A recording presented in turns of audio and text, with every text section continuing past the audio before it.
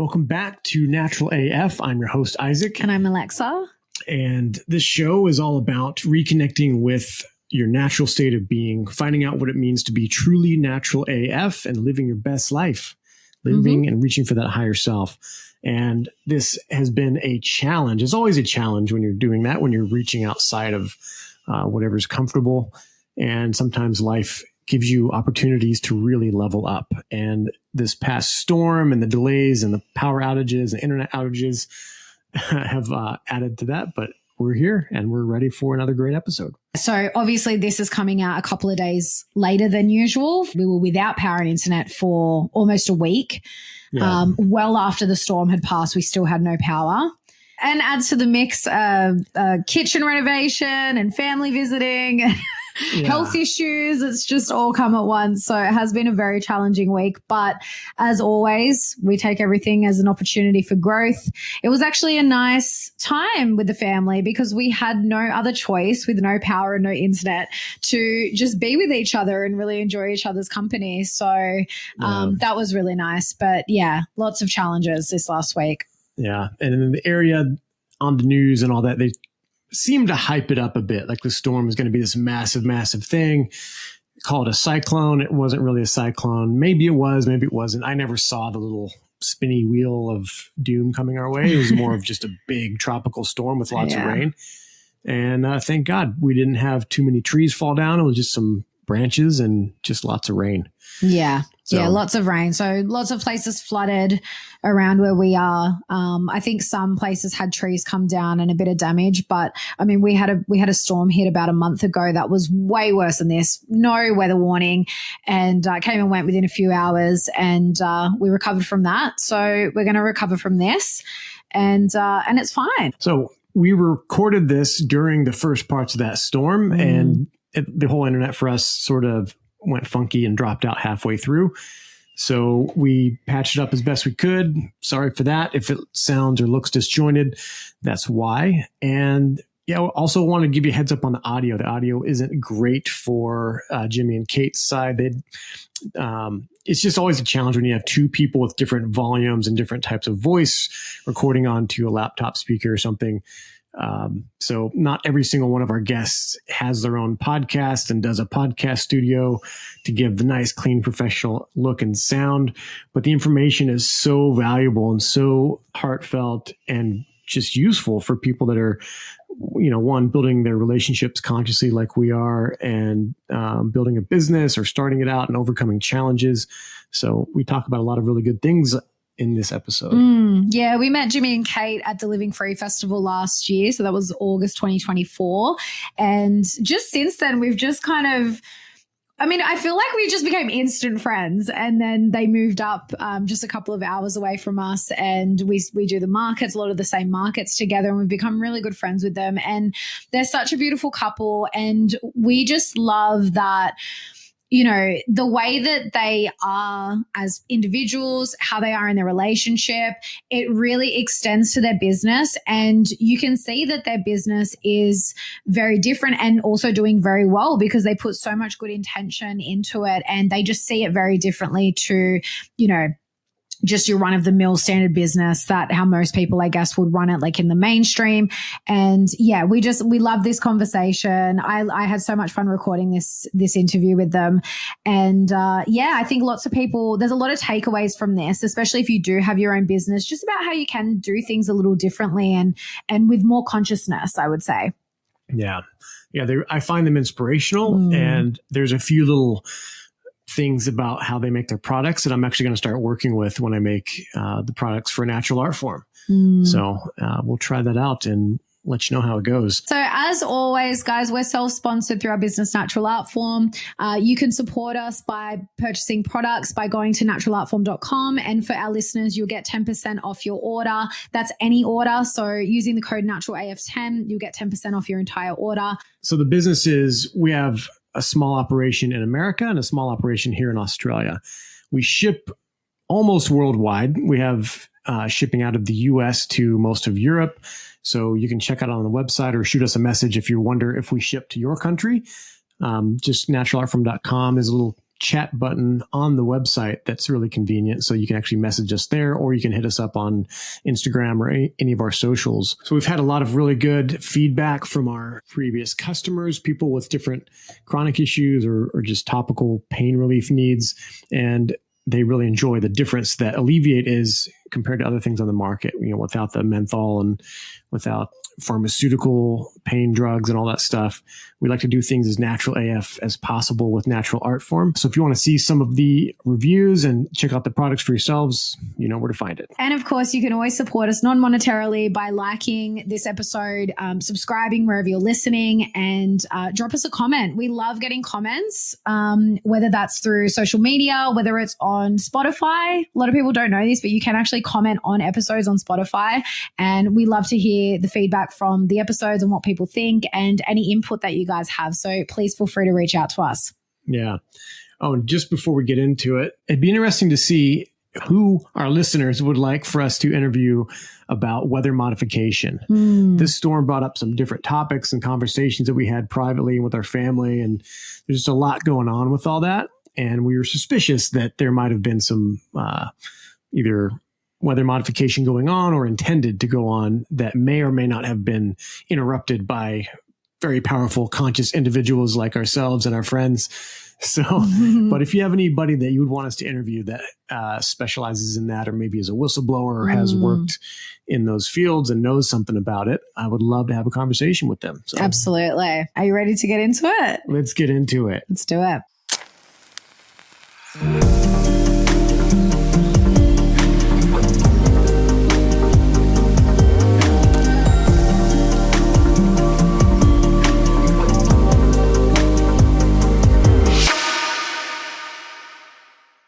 Jimmy and Kate are the owners and founders of Myoko Embodied, a tallow skincare brand with a difference.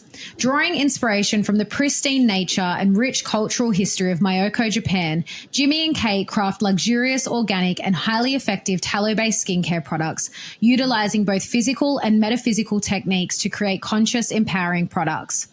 In ancient times, Mount Myoko was known as Mount Meru, the sacred center of the universe, a place with deep reverence that cultures across the world considered the birthplace of creation. At Myoko Embodied, Jimmy and Kate embrace this profound philosophy and have founded their brand on a simple truth that everything operates on frequency. Thoughts, emotions, and language all influence the physical world on a cellular level. You are the center of your own universe, and everything flows outward from within. Welcome, guys. Thanks so much for coming on. Yeah. Thanks for having us. Good to be here. I actually just got cold shivers as I was reading that out, just because the whole philosophy of your brand, and like even I didn't know that was what Mount Myoko, like there was all this meaning around it. It's so beautiful. History. It's like insanely spiritual history, and it's why we felt so drawn to the area originally. Pretty epic. Wow. Okay. Well, I've got so many questions, but I'll wait. I've got so many questions just on that. Let's just open it up first and foremost to give you guys the floor, just to introduce yourselves a little bit and share a bit of your own, your own personal journeys and a little bit of your own story and how you guys ended up meeting and doing the work that you're doing today. So whoever wants to go first. Okay. How you going? Well, me and Kate actually met in Japan. So going back about 7 years ago, right? Yeah. 7 years ago. Me and Kate were both working over there for like a winter season. So Japan has very big winters, a lot of snow, and especially in this area where Myoko is, we were actually in another town called Hakuba, which is probably about 2 hours away from Myoko originally. And that's where we met. We kind of went over there to do the winter season separately, individually. We met in Japan, not in Australia, and went over there together. We kind of... we met in a place called the Rabbit Hole as well. So as soon as we fell down the rabbit hole together. Very much so. We're both on our own, very kind of awakening paths at this time of... the reality of the universe and where we live and what's going on, etc. And funnily enough, at that exact moment was like, we were both on that path anyways, but we then met at a bar, which I was managing at the time, and Kate came over to work for the season. And yeah, as Kate said, the bar was named the Rabbit Hole. So couldn't be more simple at the time. And this is 2018, so 2 years before COVID kind of kicked off. But at this time, I mean, we can go, I guess after this, we'll go back into earlier history and stuff. But for myself, even prior to that, my whole life, almost since teenage years, had been pretty much looking into a lot of this stuff anyways, in terms of like, I guess, metaphysical and awake stuff. But yeah, we obviously met there very synchronistically and very much kind of felt very meant to be. It was very like knew each other from a past life scenario when we met, definitely, like immediately, like the moment. Oh, totally. I still remember the moment where like Kate came around the corner, like, oh, wait, I know this person. And anyway, we got together, we kind of, we were still in very much, we were drinking at the time, and it was very much a party kind of scenario at that time. So it was very different to kind of our lives now. And I think it was more like this scenario of us meeting that forced us into like getting out of that, all of that stuff. And it was like this really quick awakening, so to speak, spiritual awakening of like, we quit drinking, we quit all of these things. We're like talking about just life and all the things that we were kind of, I don't know, researching and knowing about at that time. Then we moved back to Australia because we were there for 4 months, moved back to Australia, got together like, we were committed to each other at that time, I guess you would say. And then we were in Australia for like 6 months. Yes. And then went back to Japan in late 2019 and to do the snow season again. So I was managing that same venue and I would do that in the winters over in Japan. And so they would send me over. Kate came over to work again. And we had quit drinking at this point, and it was a bar, right? So it was a really full-on bar. Like, it was very busy. It was very, like, party. It was like you hosting people who are on holiday. It's a tourism location, right? So it's a ski town. And so everyone that's there wants to party all the time, basically. They're all on holiday, so it's every day is Saturday, basically. And so running a bar and trying to do your job well, you have to be able to host that party, basically. You have to be able to make sure the party's going at all times, ready for these people to come in, like, and be high energy, and you really have to keep going. We were drinking at this time because the previous season where we met, we were drinking too much. So we went over there, completely quit drinking, and we were like, we can do this. We can still do this same thing without drinking, basically. We can still keep that energy. And it was kind of like a test for ourselves as well, I guess. Let's do it. Let's try and push ourselves. Let's not drink this whole winter. And so we went over there, didn't drink. I had like a Fireball bottle or like a whiskey bottle full of apple juice, and so still keeping the party going. Whenever all the people come up and they want to have a shot with you and all this kind of stuff, I would just pour myself a shot of apple juice and have an apple juice shot. So like, keep the party going. Anyway, all of that aside, a lot of that kind of during that season of realization where like we were completely sober while everyone was drunk permanently, basically, it was a big eye opener onto what's going on in like society and how people are living and how people are treating each other, and especially with alcohol as an influence. We were both very like, whoa, this is not cool and this is not very normal. Like the way people are acting, being sober in a bar constantly full of drunk people. It was very eye-opening. And because you're usually in that scenario, you're either a little bit tipsy or you're drinking or whatever, but when you're in that and you're doing it every day, it was a massive eye-opener for us about how people were treating each other and how... and you really saw, like, spirits come into them and take over people. Yeah. Wow. So watching them from across the bar, you could see that as clear as day, that it wasn't them anymore. Yeah. And they're so drunk, they allowed those spirits to come in and take over them. And it's just when you're sober for a whole season watching that's exactly what it is. And wow, that's fascinating. Because we were aware of that at this time. We were very we had looked into all of this stuff before. We were very knowledgeable about spirits and all this kind of stuff prior to this because it was interested us. And me going back a long time, I can't speak for myself, but me going back a long time, it was very interesting to me. And so seeing that, it was really obvious and it was very apparent what was going on. And it kind of, we talked about this openly at the time, like, wow, this is really quite mind-blowing to see what's happening here. You know, like, this, I guess, spirits taking it and allowing this. We see it everywhere. Bars are everywhere. It's in every culture almost now. It's normalized in every culture. And so going to, like, they, I guess, who are, you know, those who pull the strings in the world, allowing, you know, weed's not legal. Not that I think weed is a solution of this necessary scenario, but this is a plant that's natural and is caused in everywhere. You can grow it anywhere. It's natural. And we have cannabinoid receptors in our brain. But anyway, relevant. The drinking is like, it's being allowed everywhere. And so anyway, we noticed this. It was a big thing for us. Yeah. Well, sorry, just before you go on, Jimmy, I just want to say look at during COVID, that's what it just reminded me, when everything was locked down, look at what was open. Yeah. Fast food was all open. Bottle shops were still open.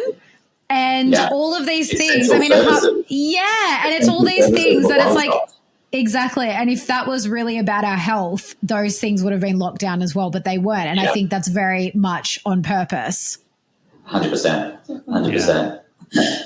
But you have to wear your mask to go in and buy your liquid poison. Ridiculous. For your safety. So we kind of got to this point. This was late 2019, and then the end of that season. So the winter goes in Japan from like December to March. So December 2019 to March 2020. And so we had this flight booked out going to go back to Australia in April of 2020. And that was just going to be our life again, you know, back to Australia and see what happens, and then maybe go back and do the winter again. We'll see what happens. And then we got to like early March 2020, and everyone started losing their shit and going crazy. Like, the world's closing down. People are sick. We're closing the world down for it. And at this time, me and Kate had been looking into the I guess, astrology of 2020. In 2019, we had looked in very greatly into the astrology of 2020 with the knowledge that massive shit is going to go down, and like really crazy stuff was going to happen. Financial things were going to collapse. Like, a lot of collapsing was going to happen, and a big shift out of the age of Pisces into the age of Aquarius. And so we knew this in 2019. And so we got to March 2020. We were doing our job. We were just doing normal things. We weren't really, I don't know, not expecting anything, but that was in the back of our mind. And then all of this talk came around about, you know, people getting sick and we're closing the world down. And me and Kate kind of were like, we looked at each other. We're like, this is what we were looking at last year. So we were kind of I was telling our staff, like, don't panic. I've done this before, SARS, MERS, you know, it's the same shit. Right.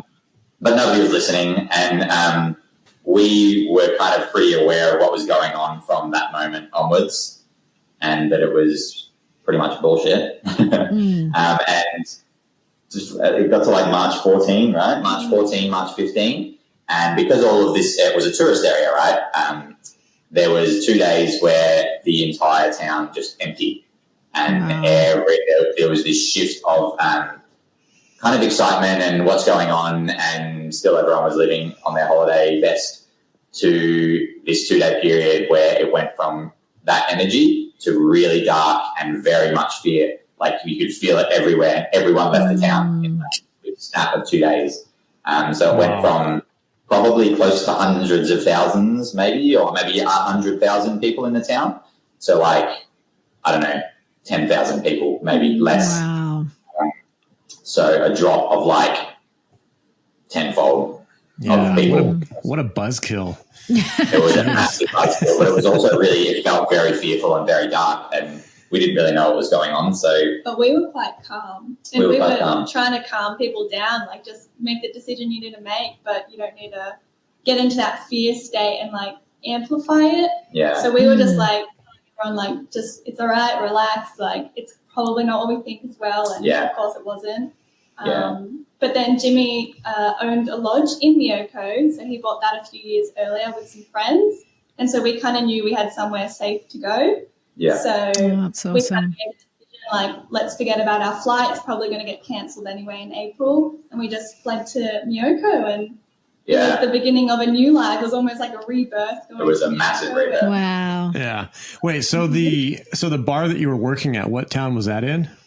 In Hakuba, which is about 2 hours. It's in the Japanese Alps, so it's still a snow town, still in the same general region, and they're quite close, but there's a big kind of mountain range between the two. So to get from Hakuba to Myoko, you have to go around the mountain range. So it takes about 2 hours, but if you could go as the crow flies, it would be, 20 minutes. It's very close. You can see it standing on top of each of the mountains. You can see Myoko and you can see Hakuba, but there's a big mountain range between, so you got to go around. So it's about 2 hours away.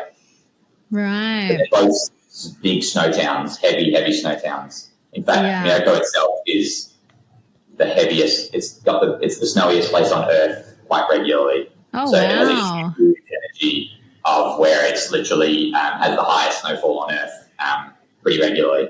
So a lot of winters, it's number one snowiest place on Earth. Wow. Wow. So how long did you guys end up there before you could come home? So we were there 2019 to 2023. Yeah, I think. 4 years. So you guys were just like, we're just going to stay. Well, that wasn't the plan. We kind of got, so we got to, all of this came about in Hakuba, and then we moved to the lodge, which out of also random synchronicity, me and two friends had purchased a few years before to do up. We'd heard about this place, Myoko. It was a very quiet snow town at the time.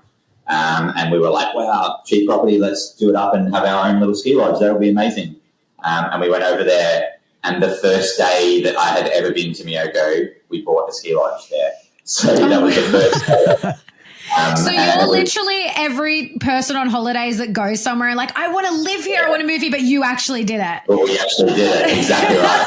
So that was a few years before on like one of my first times in Japan, or second time in Japan, where I was actually working there though. So a few months there, bought it. Anyway, so we had this ski lodge there, and there was no tourism, right? So the ski lodge, we were going to close it up. And so me and Kate were like, it's all good. This is going to fly over, or something's going to happen, and we'll go and wait it out in the lodge. And it was in the middle of the forest, like literally in the middle of the forest. It was like a 1 acre block of land, 5,000 square metre block of land, so an acre and a half, roughly. And in all of it was forest. And so it was the most peaceful and beautiful place. And a very similar vibe to your cabin, actually, guys. Yeah. Cool. So, really beautiful and very nature-based. And so we went over there and we just were like, this is where we're going to be, and we'll see what happens. And then they started closing flights down left, right, and centre. And at that point, we were kind of like pretty convinced that this was like, we already knew about the astrology as we were talking about, and it was happening in front of our eyes. And I think we both also at that time heard about the plan of, mass kind of, fear and I guess vaccinating the world, basically, which, it shouldn't be a taboo thing to talk about because they were saying that on the news. So they were talking about wanting to vaccinate the world.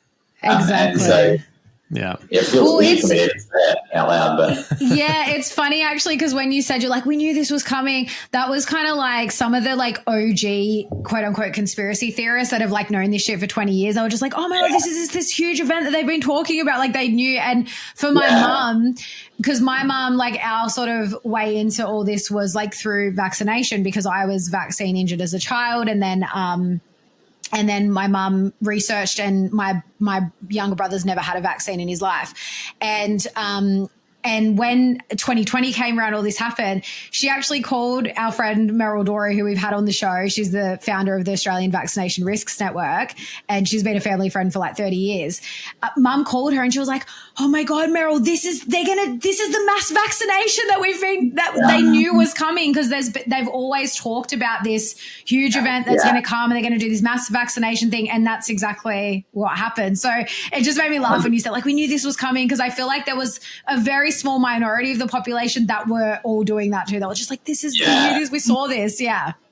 I had been following a lot of those people that you're talking about since I was like 16 years old. So for me, it was the same. It was like, I remember hearing David Icke talking about this, like, in, like, my teenage years. And I was like, it was interesting to me, but I didn't know it was what was happening in my lifetime or what wasn't. And I don't know, it was just like, oh, cool. And then go on with my life, because what else was happening before 2019? Everyone was just doing their life, you know, whether you were aware or not. And I didn't really think this would ever be talked about publicly, to be honest. When I was like, before I met Kate, I had talked to nobody about any of this stuff, and it was just like something that was, you know, like, well, I like to read about all this shit, but I can't talk to anybody about this. He was so excited when he met someone that was like curious. Yeah.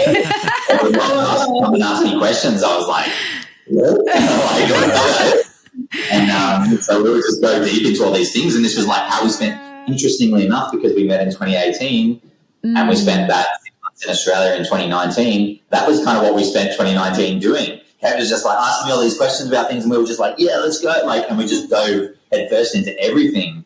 And so it was very fun, and like we got along really well, and it got us really, and it was like dive in now because you're going to see it firsthand next year. Like, and then it happened. And so it was very much, here it is, you know, this is what's the truth, basically. Yeah. And I actually want to ask you, Kate, because like you said, Jimmy, you kind of, and for anyone listening, Jimmy has the one line in his profile in Human Design, which is the investigator, and that is Jimmy to a T. Like, when he's interested in something, he will go to the depths of the earth to find out of everything about what he's interested in.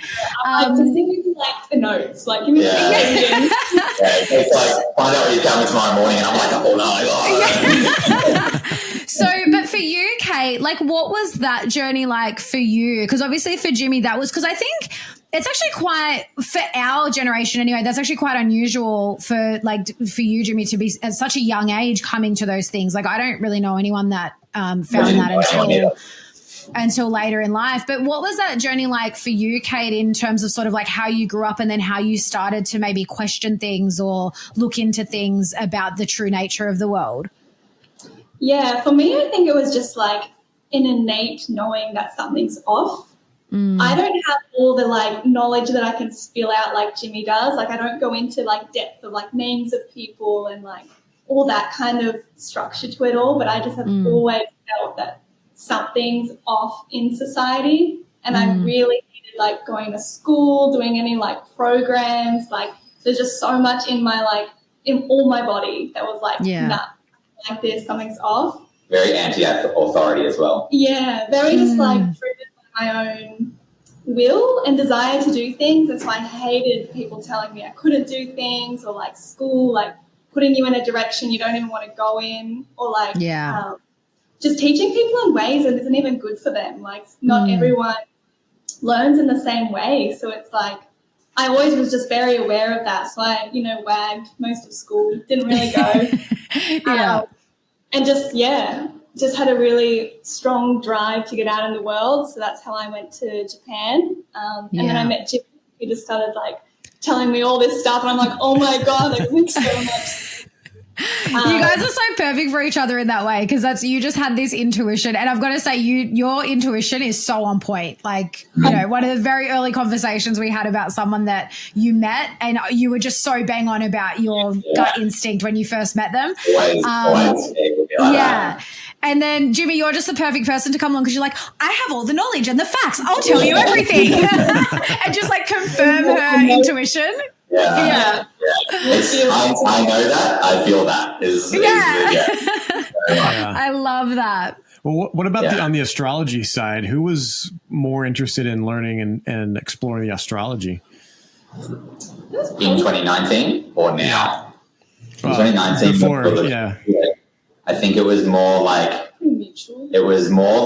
people that we were watching had a lot of astrology knowledge, and things we were reading were referring back to it a lot, and a lot of that back then. And so it was more like external of us, whereas I think now we're very into astrology personally, because we get it now a lot more. Whereas back then I think it was a bit more external of us. Like we had just seen and it made sense. And so we were like, oh shit, you're right. Something is going to happen at that time. And it was more like it was our own research, but more like external research. Whereas now I think we have a lot more of a knowing and a feeling. Yeah, I get that.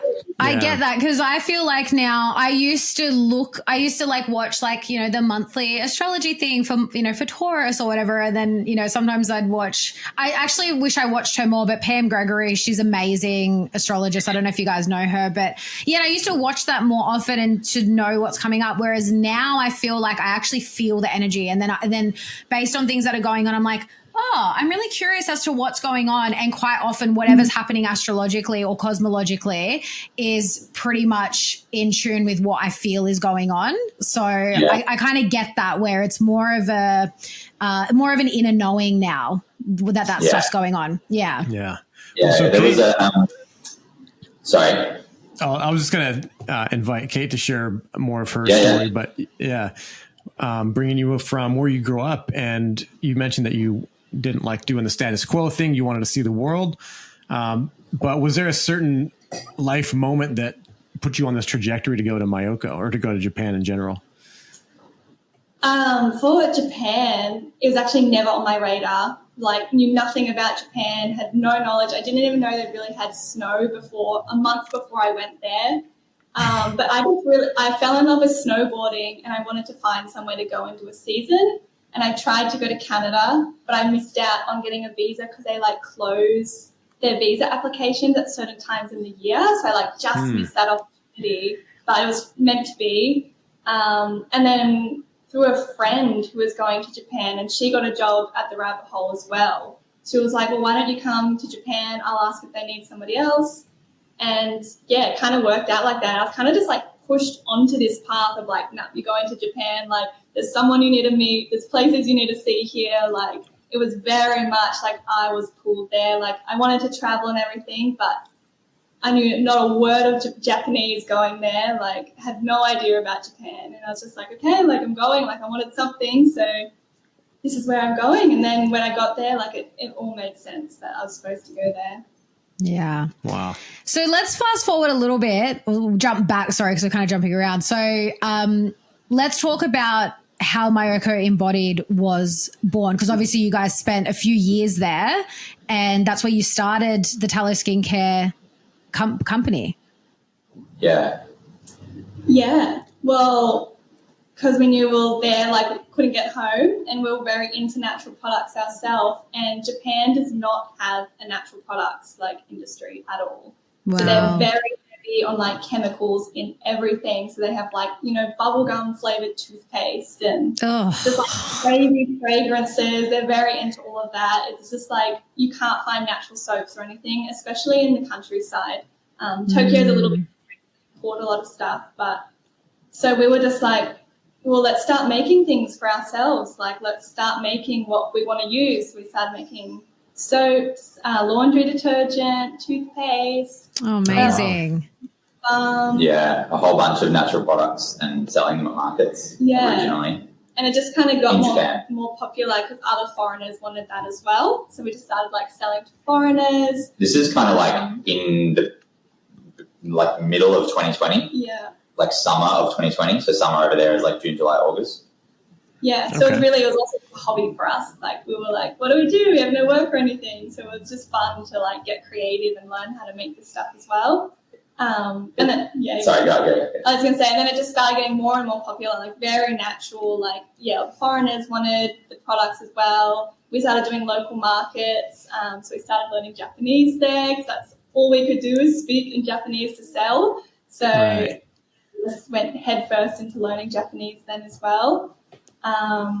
And then, we started shipping all over Japan. Like, it just slowly grew and grew and grew, and we got a website up, and people were ordering from all over Japan, which we were just like, at that time, amazing.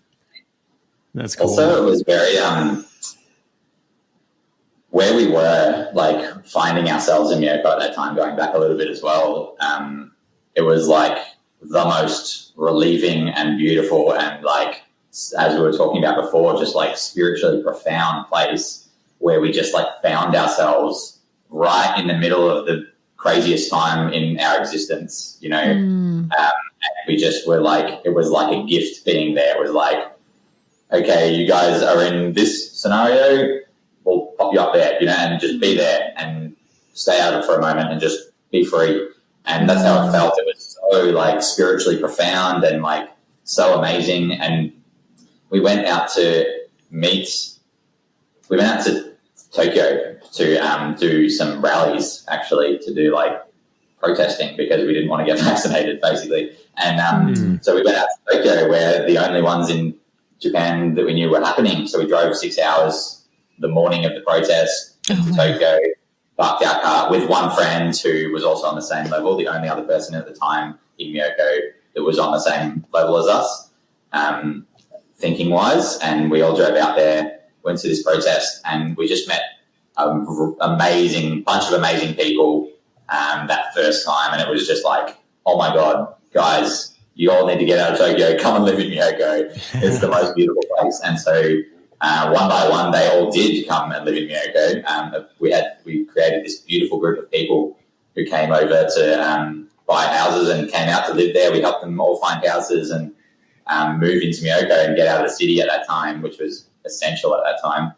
And it became this like absolutely beautiful little hub, and it became our like center of existence. And as we discussed, Myoko was known in ancient times as the center of all existence. It was known as Mount Meru, which is where everything begins and spirals outwards from. And so it became that for us, and it truly was that for us as well. And it wasn't just that for us. It holds that energy. It's like quite unbelievable. Anyone watching now, just Google Mount Myoko and you can see Mount Myoko, and it's like in its grandness, but it's very profound. Well, I was looking at the photos you've got of it on your website. Stunning, absolutely stunning. I actually have no other words for it than that. It's so beautiful.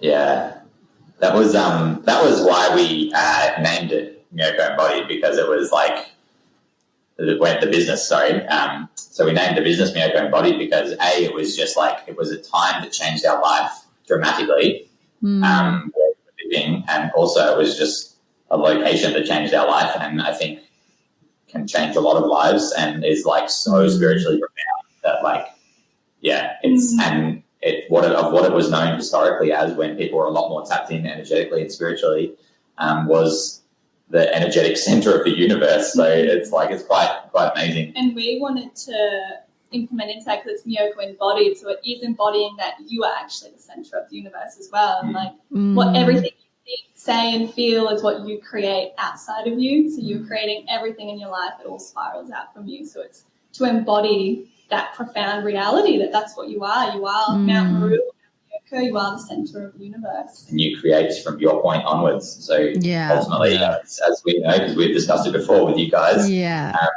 the creators of our own reality, and that's really the way that it works. It's just ultimately we create everything. The good and the bad. Good and the bad, and it's all balanced. So it's quite profound of a place. Yeah. And so I think that's such, by the way, I'm so glad you guys have a place there, because we've already said we're so doing a trip there with you, because I never even would have ever come. Maybe I would have, but I'd never heard of Myoko before I met you guys, and didn't know anything about it. And now that I do, I'm like, we have to go and visit there. Like, it just sounds incredible. A lot of people we meet will say that, like, we have to go there. Yeah. But just what you said, I think that's such a profound shift in mindset for people, because I think once you make that shift, like, you shift out of being a victim, like these people, and I used to be like this, that you're like, oh my God, why are all these things happening to me? Like, life is happening to you.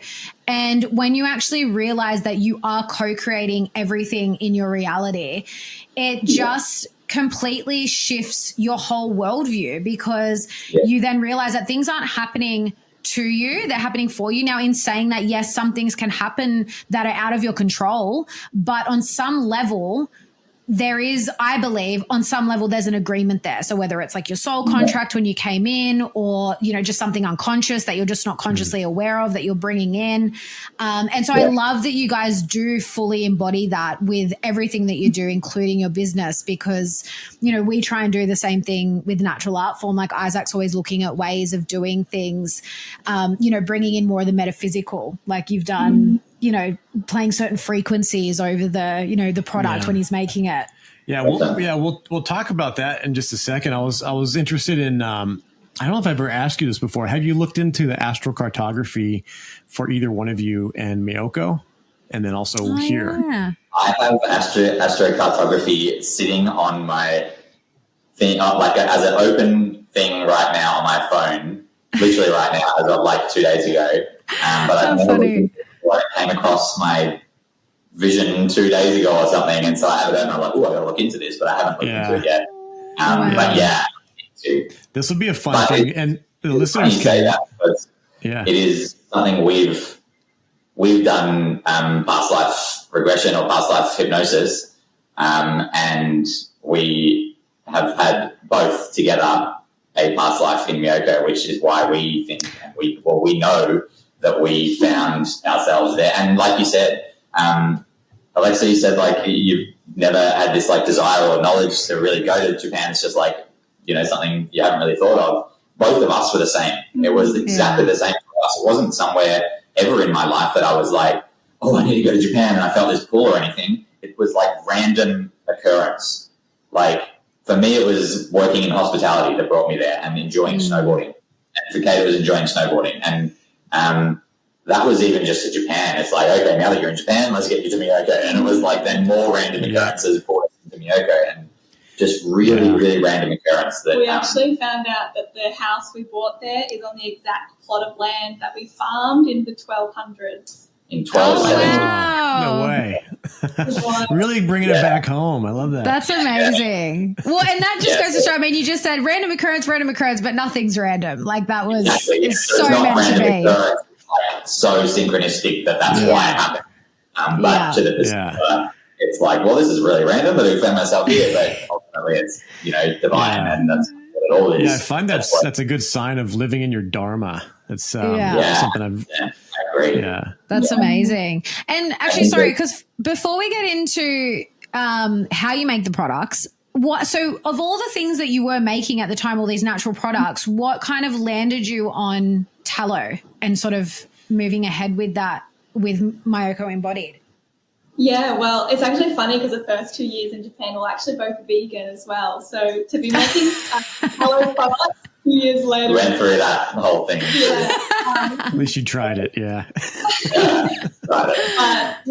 Eating meat again was, very balanced and came full circle with that. And our butcher just ended up giving us like these little 10 centimeter cubes of tallow just as a gift because we would go to him to buy meat. So one day he gave us some. He's like, oh, eat this with soy sauce, just straight with soy sauce. Ooh. We had no idea what it was because we're speaking in broken English and broken Japanese. But he called it gyushi. And so later we went and looked that up and we realized it's tallow and we're like, oh, we've never heard of this before. And so we started looking into it. We started cooking with it. And then we discovered that it was used for skincare and not just skincare, but healing wounds and rashes and protecting wounds so they don't get infected because tallow is a natural preservative.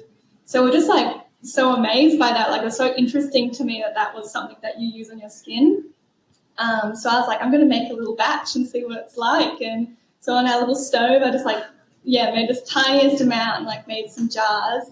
And I instantly loved it. It was just so nice on the skin. And it was delicious. And it was delicious. A little double purpose there. And then we gave some to some friends and they all loved it. And some of them came back, my eczema is completely gone. Just these crazy stories. We didn't know it was going to happen. They would come back to us and just tell us these results and we were just blown away. And then it's so funny because we started making the creams and then so we started going back to the butcher and asking for kilo bags of tallow. And I just thought a year ago, I was like, he probably thought we were eating all of that tallow.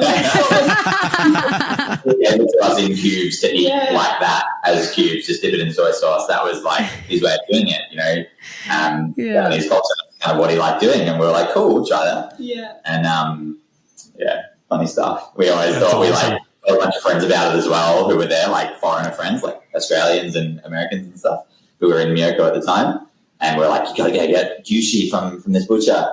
And so then he just gave one little bag away and then suddenly all these white guys and coming to go buy like kilos of tallow. And so very funny. He probably got flooded and he was like, why aren't they like, what's going on?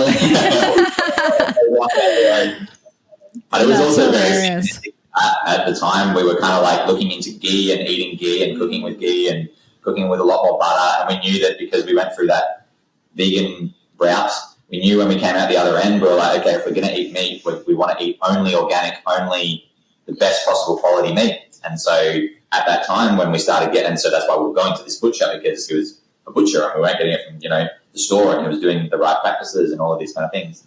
And so it was kind of like, okay, now you're ready. Here's a bag of tallow. Like it was like the universe handed us a bag of tallow, and so we made it was like very much that. It really seemed like that. And then all of the stories and all the things coming back to us was like then us being guided, hey, focus on this one. Because at the time we were still doing like fluoride-free toothpaste, like charcoal toothpaste, and we were doing washing detergent, like chemical-free washing detergent, soaps at that time, maybe a few other things, like insect repellents, a few things like that, which were all chemical-free products that we were making and selling at the time. And so it felt a lot like, and Kate felt it as first, like she was like, no, I want to focus. This is the one. Like this is the one we're going to focus on. And at that time, it wasn't called Myoko Embodied, the brand at that time, but we did have a tallow balm under that brand, and it was called tallow magnesium cream because we put magnesium in it too, and that was what became our first. Yeah, this one here, which is the ocean cream, which as you can see, that's backwards to magnesium right there, ocean magnesium. So that became our first product under, and now what created then Myoko Embodied, which is now. All of our tallow creams. So well, I love this because I remember the first time I heard about using tallow or duck fat or natural animal fats on your skin was I was getting a kick out of this chick on YouTube that she called herself the Flat Earth Nurse, and she had these killer videos. She's so funny, and she would just I'd be pissing myself laughing, but she's just ripping a new one into all these, like she'd buy these NASA books or these science books that talk about the universe and all the satellites that they put out. And she's just pointing out how, because if people don't know, like all the pictures that you get from these things, they're all images. They're not actually photographs. They're composite made. Yeah, but Flat Earth Nurse, Daphne Rimmel, so funny. But then she was a vegan as well. And then she realized that she was getting sicker and sicker and sicker, switched to animal products. Her completely turned around. And then she was like, put this on your face. Don't put anything else. Get rid of chapstick. Get rid of all this stuff. Even beeswax. She's like, use duck fat or tallow or something like this. And so she was making her homemade things. And I was like, that's quite a turnaround. It makes sense. Actually, and I want to ask you guys, because I was never full vegan so I was like at one point when I was studying nutrition, actually, I was like plant-based, but I still ate seafood. I always ate seafood, but everything else, like I started no eggs, no butter, no other meats. And so I just want to hear you. I did that for about a year, maybe a little bit longer. Same sort of thing.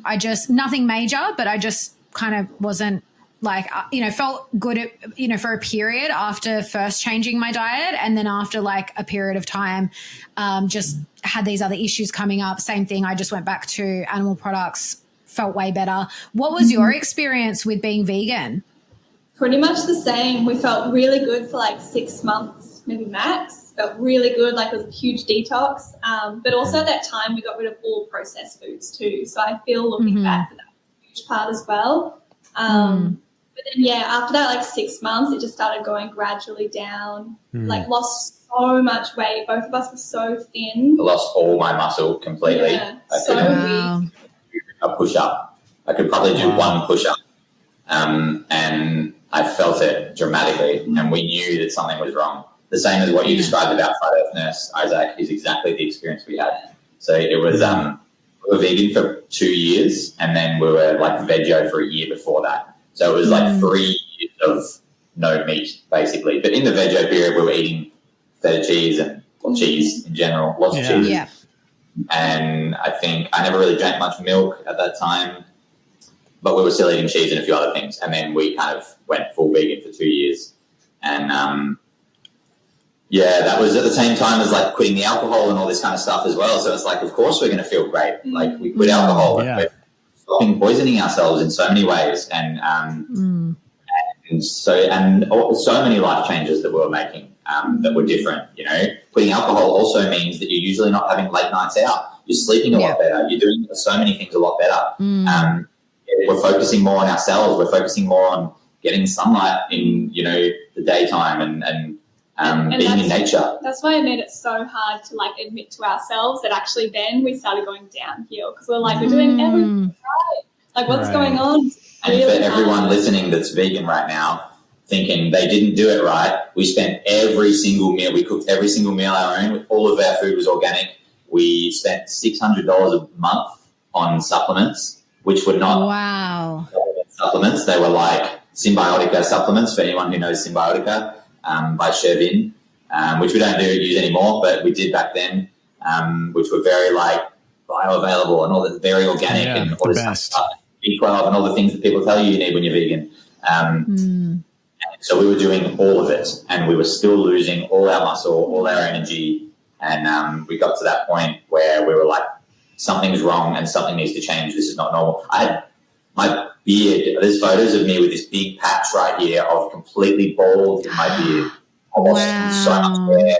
I lost like huge, like very noticeable. I didn't want to be in any photos because it was so apparent. And that's actually when I started growing my beard because like longer, it was always a little bit of a beard, but I started growing it longer because I was so embarrassed about this big patch in my beard. I was like, I need to go over this bald patch. He had a beard comb over. Yeah. Literally. That was it. That's what I was trying to do. I was trying to do a Trump beard. I feel you. Yeah. Trump beard. Well, I love that you guys are sharing because I think it is so important. There's so many more people coming out now that were vegan, got really unwell. A lot of, especially women, like where it was affecting their hormones, where they couldn't have kids or it was affecting their periods or whatever. Because that is a big one, is the hormonal health when you're full vegan. And I think it's actually so important for people that have been on both sides to share their stories because it's not like we're just like, oh, vegans and that's shit and like you shouldn't do that. It's like, no, we've actually like been on the other side of it and it didn't benefit us. And yeah, I think then when you learn, and again, this is just this is the latest agenda for people to push people into something that's completely unnatural to us, you know? And I think, look, it's so nuanced, right? Because I'm sure for a small subset of the population, that works really well for them. But the amount of people that we personally know that have been vegan for a really long period of time, so many health issues, so many gut issues, and it's like, and you know, we can see it, but unfortunately for a lot of people, they either aren't willing to look at it or it's because it's more of an ideal now. It's like this idealistic, it's this idealistic thing. I think it also becomes very much a cognitive dissonance thing, which I think we experienced quite massively.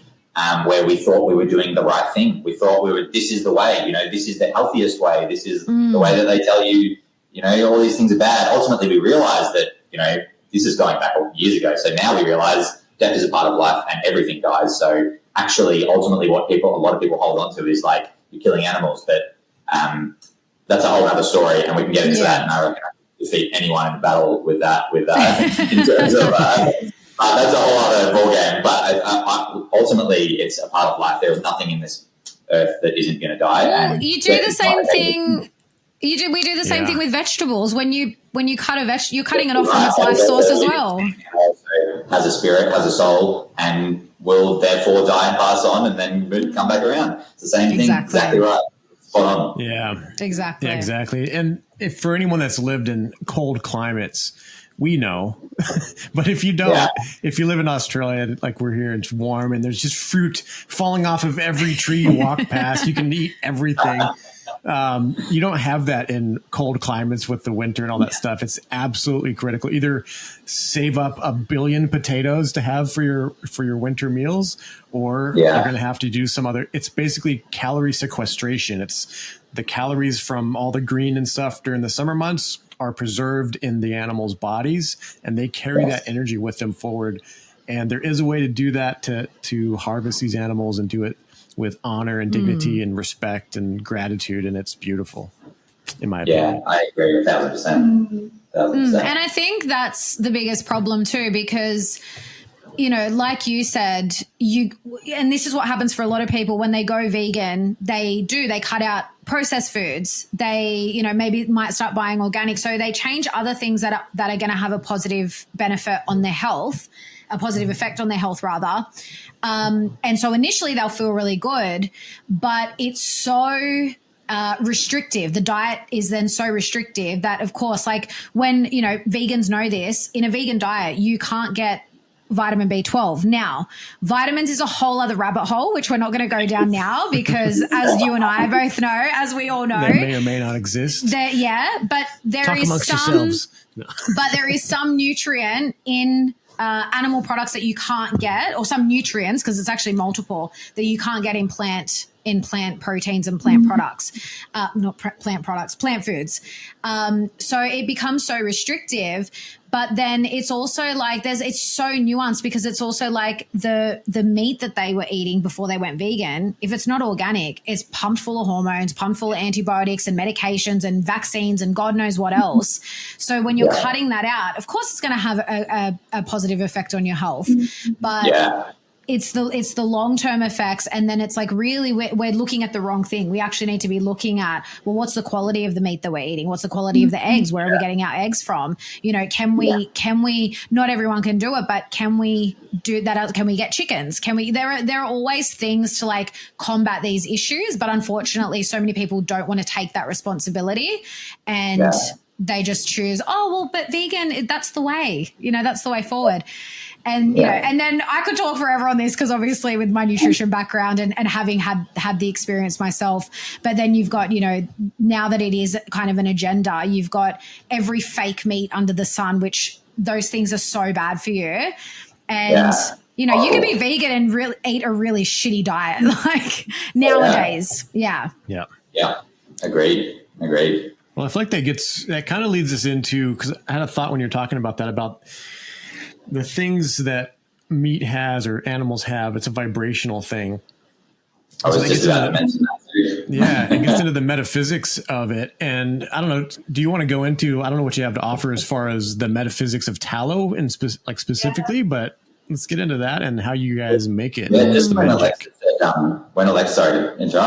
mentioned about, getting the quality of the meat, and to me, it just that exactly what you said, Isaac, just popped into my mind about, if you're buying meat at Woolies, it's factory farmed meat. These animals are having an absolutely horrendous life, and that's affecting their entire energy field, and that's affecting ultimately the meat because there's disease in there. There's so many terrible things that are just stress. Just the stress as well. No love. Yeah. No love. Yeah. And so, I think this is how far away from kind of normality we've strayed not we, but society as a whole, I think, in terms of what's right and what's, what the way we should be doing things. And of course we came to the conclusion that veganism was better because of the way things were going, the way things were, like factory farming and like mass production of cows that never see sunlight in their lives. They're stuck in a farm and they can't move.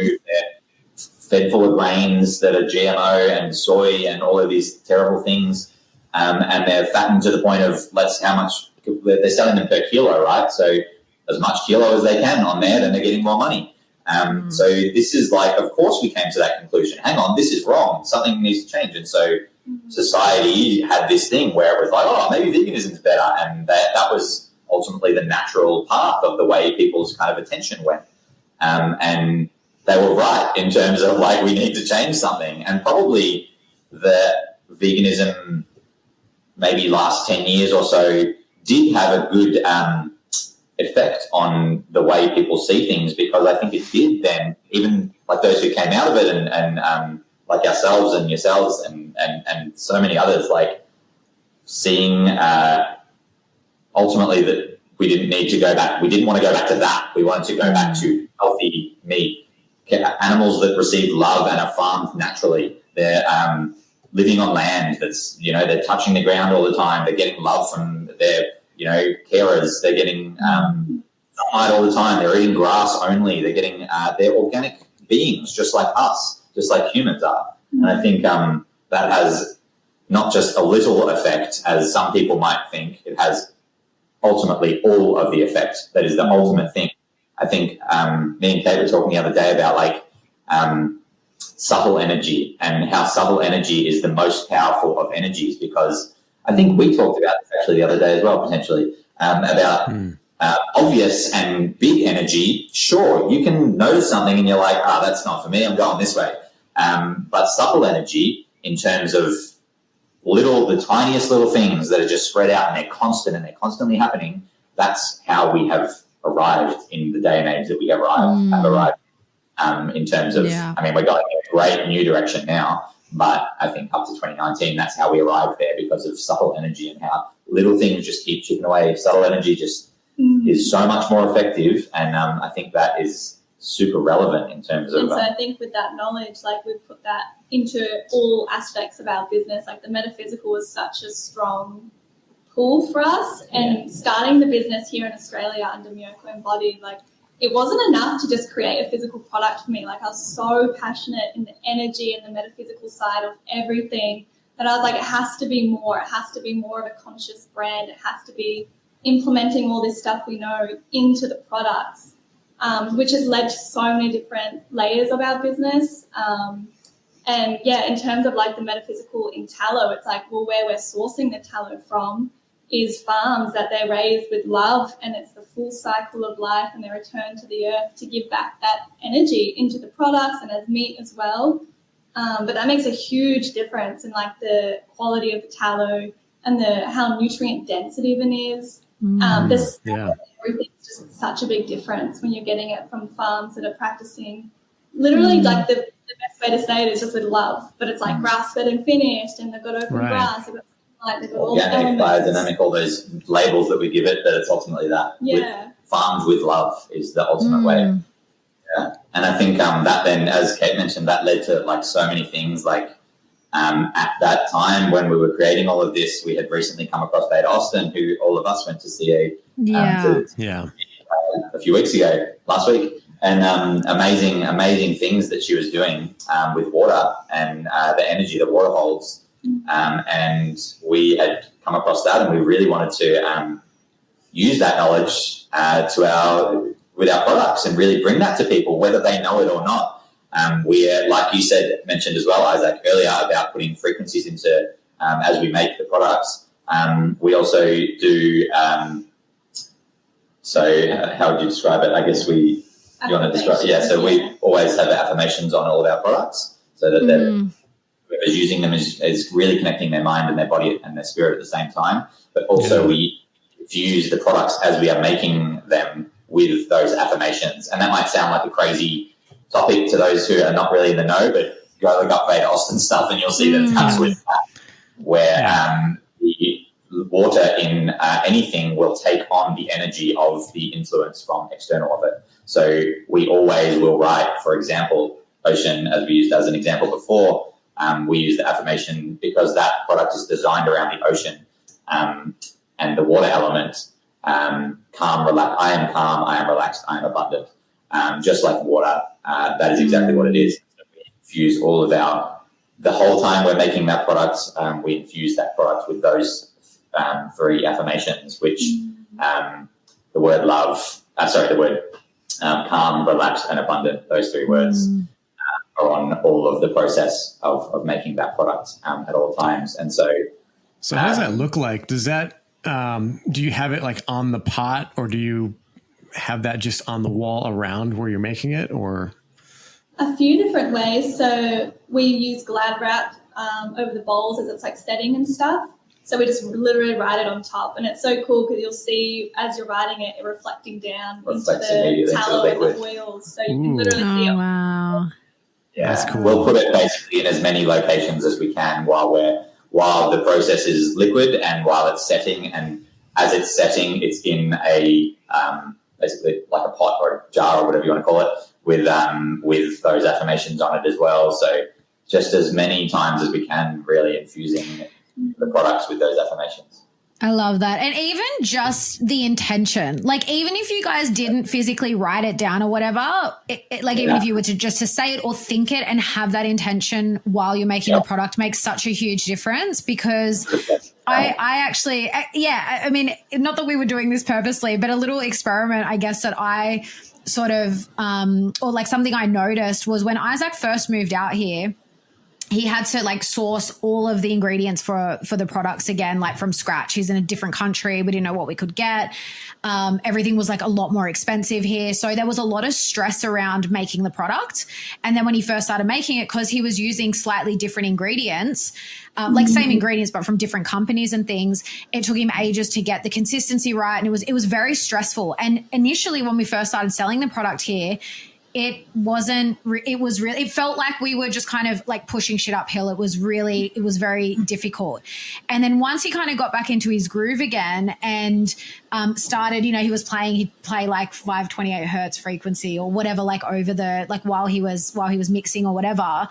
And again, just coming back to that, because when Isaac's in the kitchen making products, like I feel like he's in his zone, and I kind of leave him to do his thing, and he does everything with such care and such love that's when we just started like everything we'd sell. Oh my God, this is amazing! This is working. I've never tried anything like that, and we just started getting like this really amazing feedback constantly, and of course sales picked up and all of this. So it's such a great example of how intention is so important because whatever you're putting out is what you're going to get back. And I think you guys definitely have experienced that too in the way that you make the product. And also, which I'd love to touch on, in your relationship, and because obviously, we can relate to this where you guys are in a romantic relationship, but you also have a business relationship and you work together. And sometimes, they bleed into each other because, sometimes you're having an argument about something personal, but you got to go to work or you got to do something work-based, and it's like causes some tension, and that can also affect the business and also what's coming in. So how do you guys find that, again, doing everything so consciously? If you're happy to share a little bit about like, your working relationship and then how that affects the business and how everything sort of gets reflected back to you. Yeah, well, I was just about to say, like, your business is the biggest mirror of yourself, and then your partner is also the biggest mirror of yourself. So, like, doing it all together, it's like if you want to grow, do that. Like, find out about you. You see it so instantaneously directed back at you. Yeah. Like, we have so many stories and experiences of us fighting, and then all of our sales would drop off, and, like, nothing's coming in. We're like getting more frustrated because we're like, we're not even like making sales right now, and we're annoyed at each other. And then as soon as we make up and we both feel the resolution and it goes, they'll just come in instantly, like on the second. The energy changes, and literally it's like, and because we talk about this all the time and we're actively aware of it, and we're aware of the way that energy changes, and life is a reflection of that, and that we create our reality. So we're not just like, what a coincidence, we've got an order, where we realize that the way that we create a wall for ourselves and create a blockage on something, if we're fighting or if something's going on or if like we're in a disagreement about something, then we're putting up a wall, and we're putting up an energetic wall, basically. And so as soon as we can break that wall down, we break it down, and as Kate said, it's to the second, we'll it's mind-blowing once you start kind of noticing it. It's quite mind-blowing. And it literally happens regularly, like that. Not that we're fighting regularly or anything, but it's regularly that we'll notice these kind of things. Like it's not just in negative situations as well. It's also positive situations where we're like, things are flowing, we're going for it, where we've just made some really good decisions, and then bang, we get all and it flows. It's the energy higher, heightened, and more attractive, and so everything's flowing again. Things flow, and so it's quite amazing in terms of that. And a big thing we've learned is rest. Rest is in there with flow, and when we don't rest, that's another one. A thing we're learning right now, very much so. Like for example, December and January, we were really going hard. We had just moved up here and opened the shop, and just had our first employee and our second employee. So there was so many new things that meant we had to work so much harder. And so we were just going for it. All of our time was spent working on the business. And so that's also building a wall. If all of our time is spent working on the business, there's no time to rest and recover from what we're doing. There's no time to regain energy and refocus energy. It's building another wall. And so we noticed that as well. And so then we started resting a little bit better, in just little format at first, just a few hours in the day here and there. And then and now that you guys know where we were talking about this before, we're in a cyclone now, quite unquote. It's actually quite sunny right outside right now, but it's very sunny. Yeah, suspicious, isn't it? We're in a storm right now, and so ultimately, internet isn't good. We all the shops here are closed, so we're not opening the shop. It's kind of here, have time to rest. The universe offers these things to us, but we don't recognize them. Not we. Society doesn't often recognize them as that. They recognize them as panic, fear, and let's lock ourselves inside, everything down.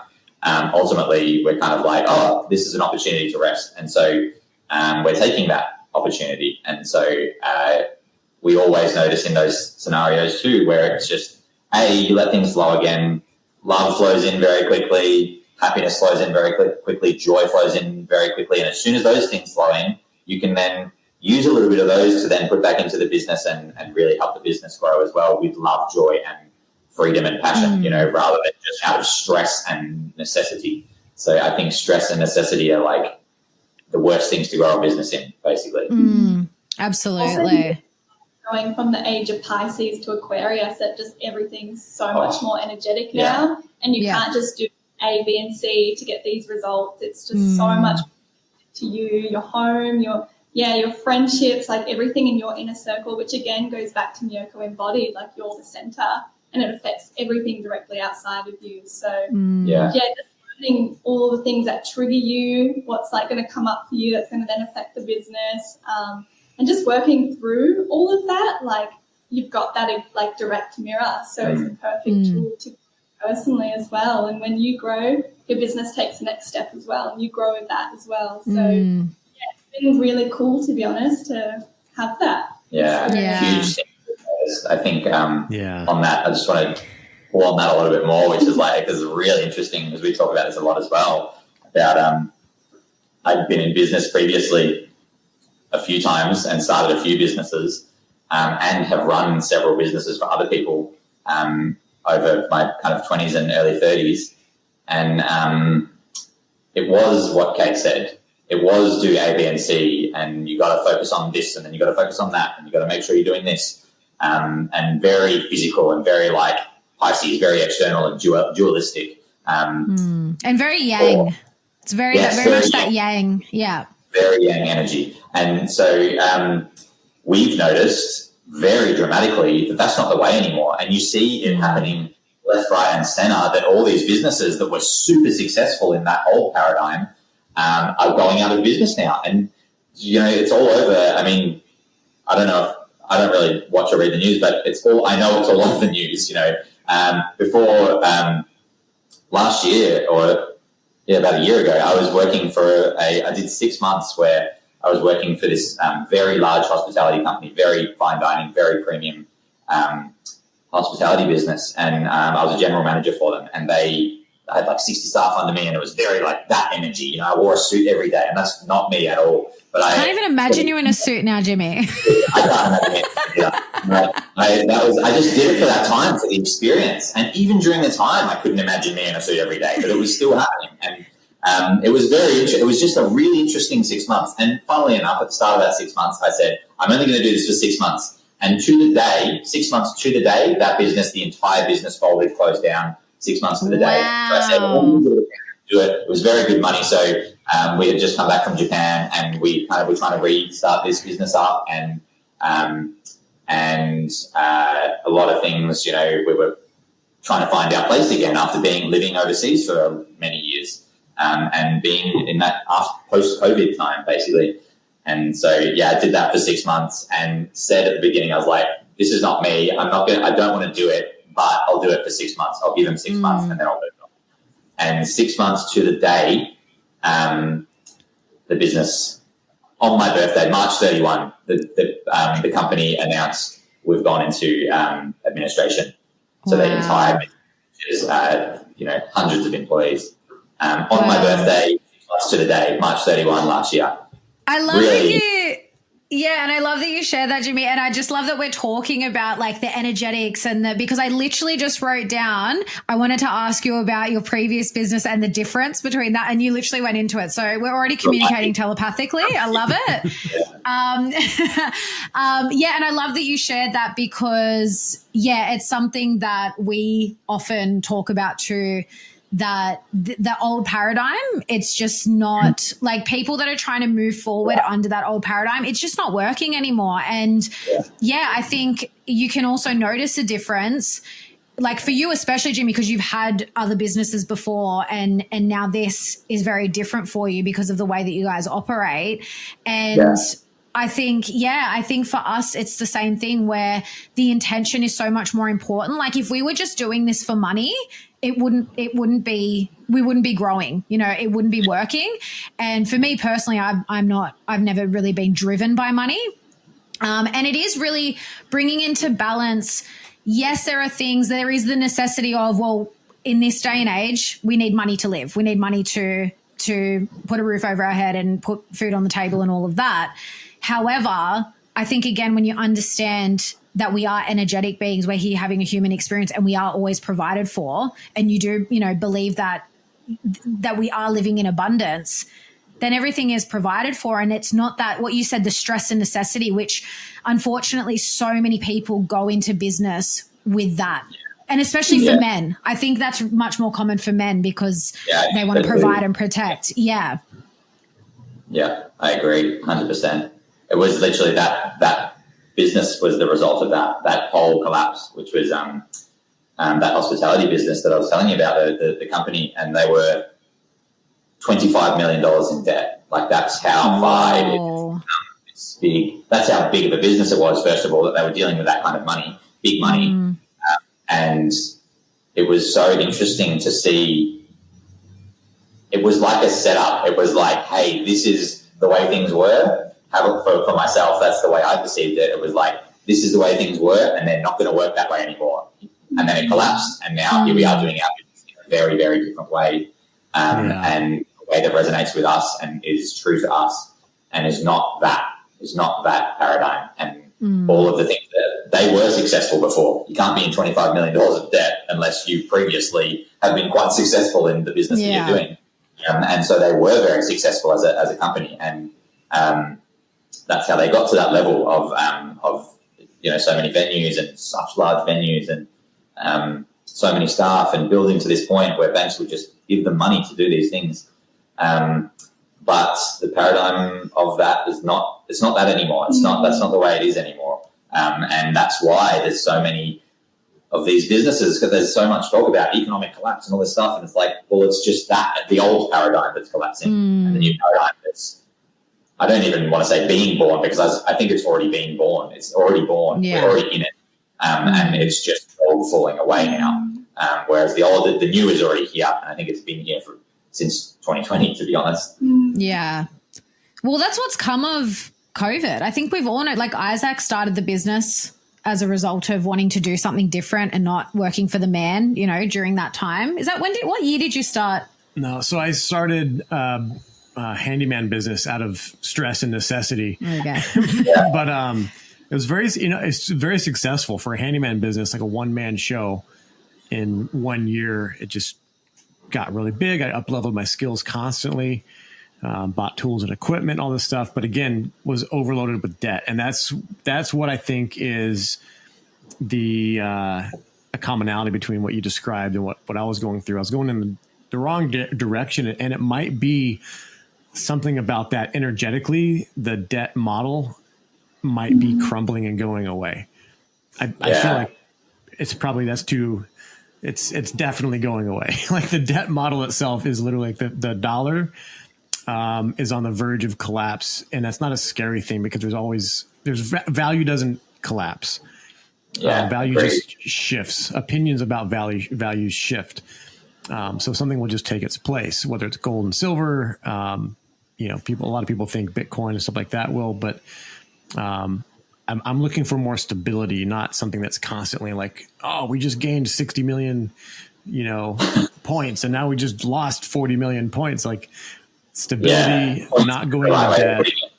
Yeah, because it's not. Yeah, and that's been something energetically, like you said, Kate. The business is a reflection of you. It's massive truth drop because that's so true. There's so many things that I'm having to let go of because I'm still very much, not still, but I was very much in that old model, still a little bit learning to let go. And sometimes it's painful.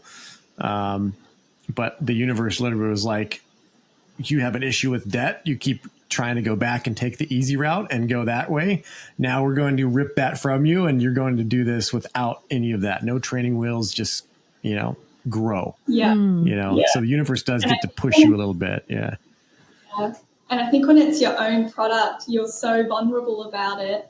And so when the more like you're self-conscious or like just nervous to get it out there and stuff, you'll be confronted with people that are saying the most rogue shit about your products. Like they will hit you hard with things you never wanted to hear for the purpose of you getting stronger, growing your confidence and being proud of your products, like no matter what the outside world's like thinks.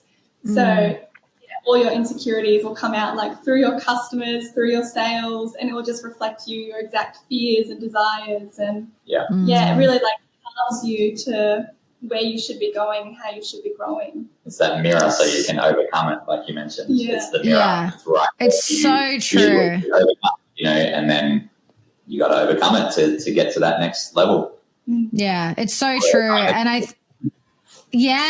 think that because I've heard this a lot within like the I don't know what to even call it because it's like the common law community, the lawful it's not, I mean, I guess it's common law, but that kind of world, they often say it's a spiritual experience because when you go through that process and learning how to conduct yourself in court, how to present yourself and how to write notices and all these things, it really comes back to knowing who you are. You can't do that. A piece of paper is a piece of paper. If you don't know who you are, it won't work. Those lawful processes won't work. But now I feel like, because I've never really owned my own business. I come from quite an entrepreneurial family. I wouldn't call them entrepreneurs, but, very much like the Wogs, they came out here from their countries. They just started working. A lot of them started their own businesses. They own shops, and my parents did the same thing. And so for me, it's very normal. Whereas for Isaac, he's the first person in his family to start his own business. Like at all. So, and now that since coming onto Natural Art Form, this for me was one of the first things where, I feel that vulnerability, like you mentioned, Kate, where it's like, Isaac makes the products, but, being part of the day-to-day and growing it and doing the markets and whatever you do, it's very different to just going to a job and getting paid and being like, well, if they don't like the products, I don't care. I don't make them. Like it's so different to that. And, I feel like it is a spiritual experience because you do have to grow through so much stuff because you are going to get confronted with that stuff. But ultimately, I think it's been one of our greatest tools, as well as I would say the number one greatest tool is our relationship. I think you guys can probably agree with that because your partner is always a mirror of you. So there's lots of growth that happens there. But then, I think that it's a double whammy when you're then working together and running a business together. It has been a huge, huge tool of growth for us, but that's how we perceive it. Because again, people can be like, well, this is always happening. It's so shit, so hard. And, they don't see it as a reflection of themselves.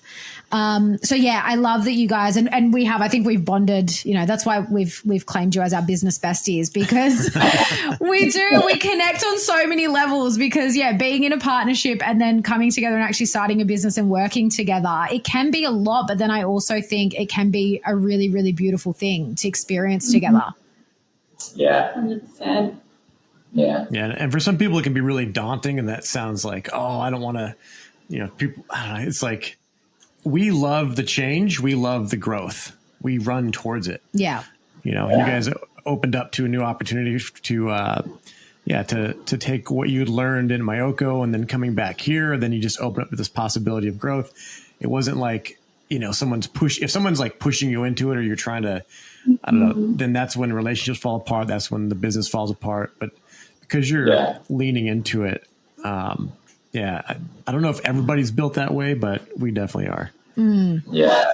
I was going to say, like, Jimmy's fire and I'm air. So we're very, like, just dynamic. We're happy to move. We're happy to, you know, since we've met, we've moved houses like 16 times. Oh, wow. Like, the wind takes us, like, we're happy to go and experience. Both of us kind of don't have strong roots to any place, or we're just, very happy to just go with where we're getting pushed by the universe, see what happens and see what we're presented with, because kind of we just got this view of nothing's a loss. Yeah. You're not going to have that big of regrets. Like, wherever we're going, we know it's what we're just experiencing at this time. It's all good. What's next? Kind of thing. Yeah. We always feel like we're kind of like, as you guys know, we just moved here to open our shop, and which is Yamba, and we had never been to Yamba before. We just kind of like, we'll get to a place and we're like, okay, what's next? And then we'll, you know, it feels like we kind of complete that task. We got the shop open,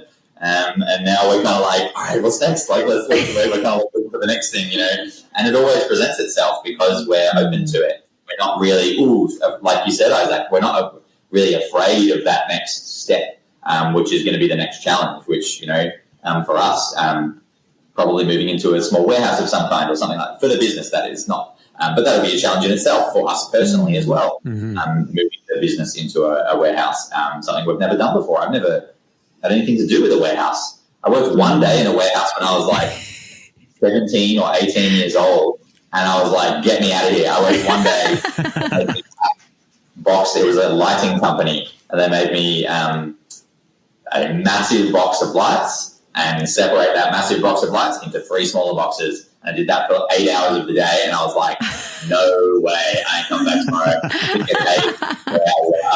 I'm never doing this again. But so that's my warehouse experience. And it's interesting to say that, like, how we would make our warehouse nice. Yeah. Not be just like not that. Like, I'm looking forward to seeing what you do with it. Yeah. With the way that you designed that place and both your energies, like, your warehouse is going to be the best looking. Oh yeah, we're just going to come and hang out at the warehouse. Hangout space. Yeah, that's what we want to make. That's what we want to do with our whole business. Like, everywhere that we have it and wherever it ends up and wherever it evolves into, we just want to have it awesome, you know, like whether, you know, like, we loved doing this and building this because, you know, for example, like, this was all of this, what we used here in making all of these archways is the idea behind this came from when we renovated our house in Japan in Myoko, which was we used an organic plaster called shikui, which is amazing. It's like going back to old organic building materials, and that's what we want to do ultimately always. You know, if we move into a warehouse, we're going to build a space with organic materials and we're going to make it really cool, and you know, it's something that represents the business and represents our philosophy behind life and the business, and just something that we want to be involved in, like really cool organic materials and organic building, and that's ultimately why. I mean, as you can see, all of our product names, they're all designed around nature and they're all designed around the elements, and so that's like a huge thing for us is keeping it real life. Yeah. And it embeds a certain energy into even the building materials that you use. They hold energy. And I had this thought when I was building this big timber frame greenhouse, doing the mortise and tenon joints, you know, with the chisel and the mallet and putting the oak pegs in. And I spent so many hours doing this. It was like almost a whole year. and putting up 3 trusses and the roof and all that. But I was thinking about all these buildings in Wyoming out in the country. Sometimes my dad loves to take pictures of these old barns that are just dilapidated and falling apart. When there's nothing living in it, or maybe nothing big, like no horses, like birds and raccoons don't count, but horses or humans in the building. Obviously, if you're living in it, you're going to be looking after it and taking care of it and putting your energy into it that way. But I think there's almost something more spiritual about it too, that when there's that life in the building itself will stand longer. As soon as that life leaves it, then the building just immediately starts to come in and collapse in on itself. Yeah, so true. You see that a lot in Japan. All right, so we just got cut off a little. If this looks a little disjointed, it's because we got cut out. Thanks to the hurricane. But I actually just wanted to say on the elements, because you guys are fire and air, and Isaac and I are earth and water. So it does provide a really nice, it provides a really nice balance. But then I know the 4 of us, we're so perfectly aligned. I know, it's like Captain Planet. We've got the rings and we're going to guys, I actually loved Captain Planet. I still remember the song, Captain Planet, he's a hero. I remember that epic flat top haircut that he had. Well, it's interesting though, the programming in that, because the song was gonna take pollution down to 0. Like they've been programming us since we were babies, literally. Yeah. So where do you want to jump in? I was just in the middle of saying it took us like a few months of being in this house to even feel our own energy in here. Like it was this house was sat empty for 2 years before we got in here. And so it was super like eerie. It had like such strange energy to it. Very dense. And it took a long time for it to feel like it was our energy and was like conscious with us. Like it was very noticeable to see that shift from like the previous energy to like our energy and working with us in the end. We did a lot of saving. That makes sense.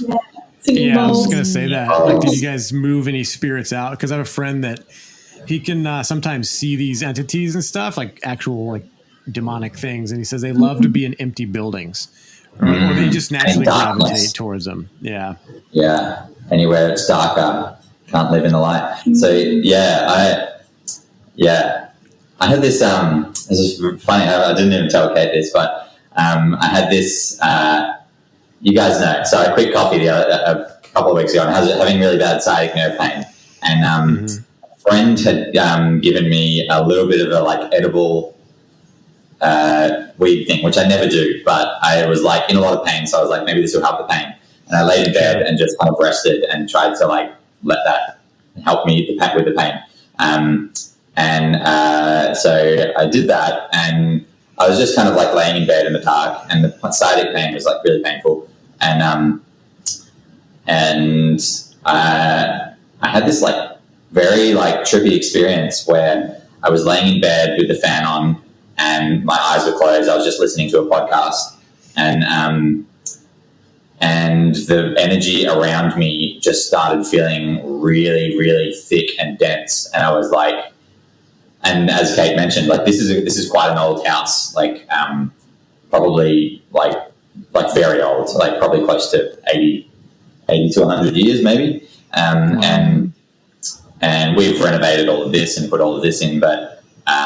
So anyway, I was in bed and I just had this like, it's like I had this like bit more spiritual connection because of that edible, and just this real dense energy. I didn't tell you about this because I don't want to scare Kate, but it was just this thickness that was like, and it was like wrapping over me in bed, and our bedroom is the darkest room of the house. And so it was really thick and really dense, but it wasn't scary. It wasn't like I was like, oh, there's an entity in the room, I'm quite fearful. I was just aware of this presence. And it was very much like maybe it just needed recognizing or something. Maybe me recognizing it both helped me and helped it. And when I say it, or like, I don't know if it was like an entity or what it was, but it was like very apparent. And it was like really there. I could really feel it there. And very much on top of me and going over me like this, and like, but just there, like a little bit away from me, like just, but then also the rest of the room, like the whole room except like maybe a few inches from my body, but wrapping around everywhere that it could almost.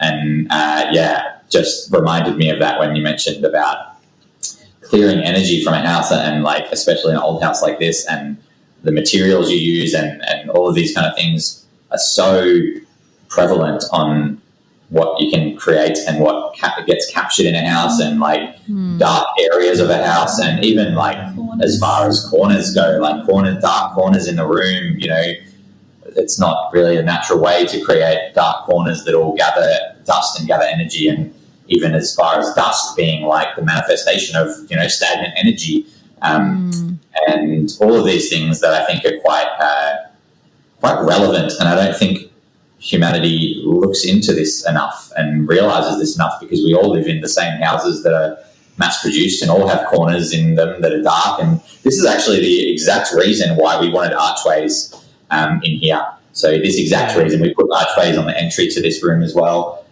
We wanted to put more rounded energy for less stagnation, basically, which is why, exactly why we wanted to bring and in future in areas we'll be in as well, and our future houses and our potential where the business goes as well in future, as we're talking about a potential small warehouse or large warehouse even, just creating areas where it's not stagnant and there isn't the potential for stagnation and for energy and even entities, if you want to call it that, to be trapped there and kept in that area for long periods of time and create darkness and create whilst darkness is inevitable, but right. I even think the cornicing, I've been here so long, I can't even remember what we call those in America. You know, at the top of the wall, where instead of just having a corner at the wall, it actually curves up. I always enjoyed putting those in. I put that in my daughter's room back in the States, and it just feels differently. The design people, the interior designers say it makes the room look taller, but I think it does add more verticality to it. To take a word from that I heard from our my brain is spacing on his name. Linton. Yeah, sorry. Linton said that, but I was like, I was going to mention his episode actually, because what you're saying speaks to that. That's what we spoke about with Linton about, just like these cookie cutter homes now that are like it's like anything that's mass produced. Like we talked about it with food, but it goes for everything. Like that's what I mean. When you start understanding this stuff, it applies to literally everything. And I think what was coming to mind when you said that was like even the energy of how a home is built. So there's this guy on Instagram, I have no idea what his name is, but he's a builder, and he goes around to these homes that have been built really, like they're really shoddy and they've cut corners and they're like unfinished and there's things that are broken, and he literally just goes in and he shows like how things haven't been done right. And I just imagine like the energy that's gone into something like that that's been built not with no intention whatsoever. They usually just want to make money. They don't care what they're doing. And then for the people that are moving into that, that's the energy of literally the four walls that you're living in. And I think that has a lot to say for, and again, most people wouldn't even realize this, but how it then affects their life. Or if it's built with a lot of stress, there's a lot of stress, like things are going wrong and it's taking longer and it's costing more money, that energy is literally going to be in that house. So, and it works both ways. Yeah, absolutely. And it works both ways. So when you're building things more consciously and you're using, you know, better materials and reclaimed materials, you know, using everything. You know what I used to do when I would renovate homes back in the States, I would write with a marker on the wall, whatever, like a blessing for the home. And I wouldn't even tell the homeowners that I was doing that, but if I was putting in a shower, for instance, before I'd put the tile on the wall, I would write a blessing on the wall, or love, or abundance, or whatever, and then I would close in the wall and do all of that. That's and I do that. That's the best. Yeah, I love putting that intention. I think it things like that, a little drop in the right direction with that good energy, I think is much more potent than the density. Yeah, all cultures do stuff like that. Like even in Japan, they have like I don't know what we would call it, but in the roof spaces where it's just like a skeleton, so it's just completely like black and there's nothing in there, they put like shrines and stuff in there and like those kind of kite things to bless the house, but also to keep away dark as well. So it's like it's all throughout all cultures, like today, which I think we're a bit disconnected from, but it goes back so like and it was very normal in Japan. Very normal. Every house has that in Japan. It's not a woo-woo way of thinking like people might think it is in Western culture like now. And I think it's all through Eastern culture, all of those talk of spirits and entities is very, very normal. And I think it's maybe coming into the more modern Eastern culture, people are aware of the talk about it but aren't necessarily as connected with that talk about it, just because of that direction of the way the world has been going. But I think it's still there. And even like in Indonesia and these kind of countries, they'll always have offerings to spirits because it's known there. It's not like a thing that might be happening. It's just known as fact in those areas, which is very interesting and has been for thousands of years. Absolutely. Yeah. And I think that's another thing in the Western world. It's they, portray it as like, oh, that's just woo-woo. And, they put it in horror stories and make people fearful of it and all of that. So much programming that goes on around that. But it is a fact of life. Like it is part of our life. We are spirit. So to believe that there can't be spirits disembodied is it's definitely a trap where they're trying to steer people away from that. Well, Japanese horror movies are like, they're just renowned for being some really next level shit. We used to watch some of those like Ringu and what was it? Ju-on and Ringu. And I think for me, like if I ever come into contact with any of that, I'm just going to start putting a little picture of Donald Trump up in the ceiling cavity. And that'll be my blessing and the guard for the whole Well, just on that too, because we've talked about this quite a lot recently actually, is that it's really interesting when you look at horror movies. A lot of it is based around making people fearful of not just spirits in general, because yes, there are demonic entities and there are dark spirits, but we are more powerful than them. Like we should never be scared of them. It's actually very simple to just tell them to go. Like you have authority over your body and over your whole field, and it's very easy to have them leave you. But a lot of it is based around this fear of nature. Like so many horror movies are, they get lost in the woods, they're stuck in the woods and they're in nature. And honestly, I can't think of anything more not fearful, like such a not like, and, like snakes on a plane, like always animals and spider sharks, Jaws. And it's always like these things about nature. And it's only in the last sort of few years I've really noticed especially since I moved out of Sydney and then I go back and the way that people talk about, like I remember some extended family not long after I moved up here, they were like, I was telling them how I live in, got a little cabin in the woods, and they're like, aren't you scared? And I was like, no, what would I be scared of? And they're like, at night and the animals and all this stuff. And I'm like, no, like I love it. And it's just very interesting. And then when you actually look at horror, especially horror movies, that's always the fear is these normal aspects of nature, that's so unnatural to be fearful of. Like there's so many horror movies of like inside your own home. And I know for like myself, watching horror movies as a kid, it's made me like permanently scared of being home alone. And I know it's just come from like watching horror movies and like getting scared about little noises and like the dark and everything. And Yeah. My dad was like that growing up. He didn't let us watch a lot of the movies and stuff, but he was always so worried about, he'd like make sure the blinds were always closed. There's always like, oh, what if somebody's like peeping in on you or they could shoot you through the window? I remember thinking that growing up. I was like, and I used to do that when I was in the military when I had an apartment on base, but I was in Fayetteville, North Carolina, where you literally have to worry about people shooting you through your own window. So, wow. But most places you don't have that risk. So actually, and this is a perfect segue. I didn't even plan this, but this is a perfect segue to talk about what's currently happening now. Like the programmed fear, like even just in responding to quote unquote natural disasters. Like they've had a cyclone predicted here since about a week ago, I guess.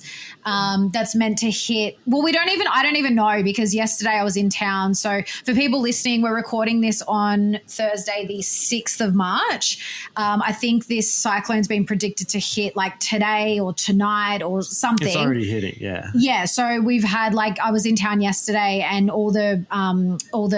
lot of the shops in town were sandbagging and boarding their doors up, and which is great to be prepared, because the last flood no one was prepared and it decimated the town. But there's so much fear around it, and we were just telling you off camera before we jumped on that there's a guy that my mum came across that is known for tracking weather systems and stuff, especially when they're predicting and whatever. And he debunks a lot of it because he just says it's not what they're saying it is. And he literally just put out a video saying that it's not even a cyclone based on all the weather maps, all the tracking he's done. It's just a tropical storm. But they're saying it's a cyclone. It's going to hit from here to here. And like so many people have gone into that fear response again. And we've just kind of been like, first, we didn't think it was going to hit or be as bad as they're saying it's going to be, which looks like that's the case. And two, even if it hits, it's fine. Like, we survived the floods, and that was freaking insane. And yeah, we're so programmed to act in response to these things in fear. Yeah, we've felt the same as that for the last few days, because we're also in the cyclone route. We're only about 2 hours south of you guys, so also in that cyclone area, and it's been very windy and rainy, but we've felt the same. We've just been like, cool, we'll see what happens. What else can you do? But also at the same time, exactly what you said about the programming of fear.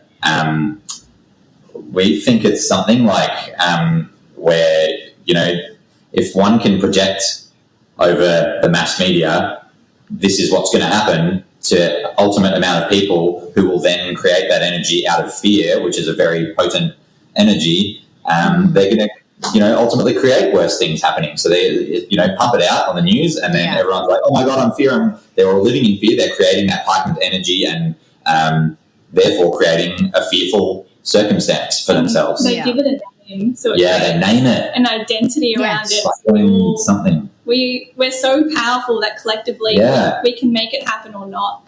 And that's why anyone that messages me to like make sure we're okay, I'm like, yeah, we're fine, like we're prepared and everything, but also like we're exactly what you said before as well, Alexa, that we're sending out thoughts that it's going to go back to the sea, fizzle out, like it's not coming. We're like, and we're all good no matter what happens. Yeah. It's no dramas. Because like we all collectively have that power to disperse it or not. And I think originally we brought it on as well for whatever reason, which Jimmy mentioned something the other day, and Veda Austin said it herself, like when we cry, we're like alchemizing our tears, and then it's the perfect medicine because it goes straight to your mouth, and then drink, which is the exact same with the world. It's like rain comes up from somewhere, it's alchemized, it's emotion, it's created, and then it drops where it needs to as medicine. Yeah.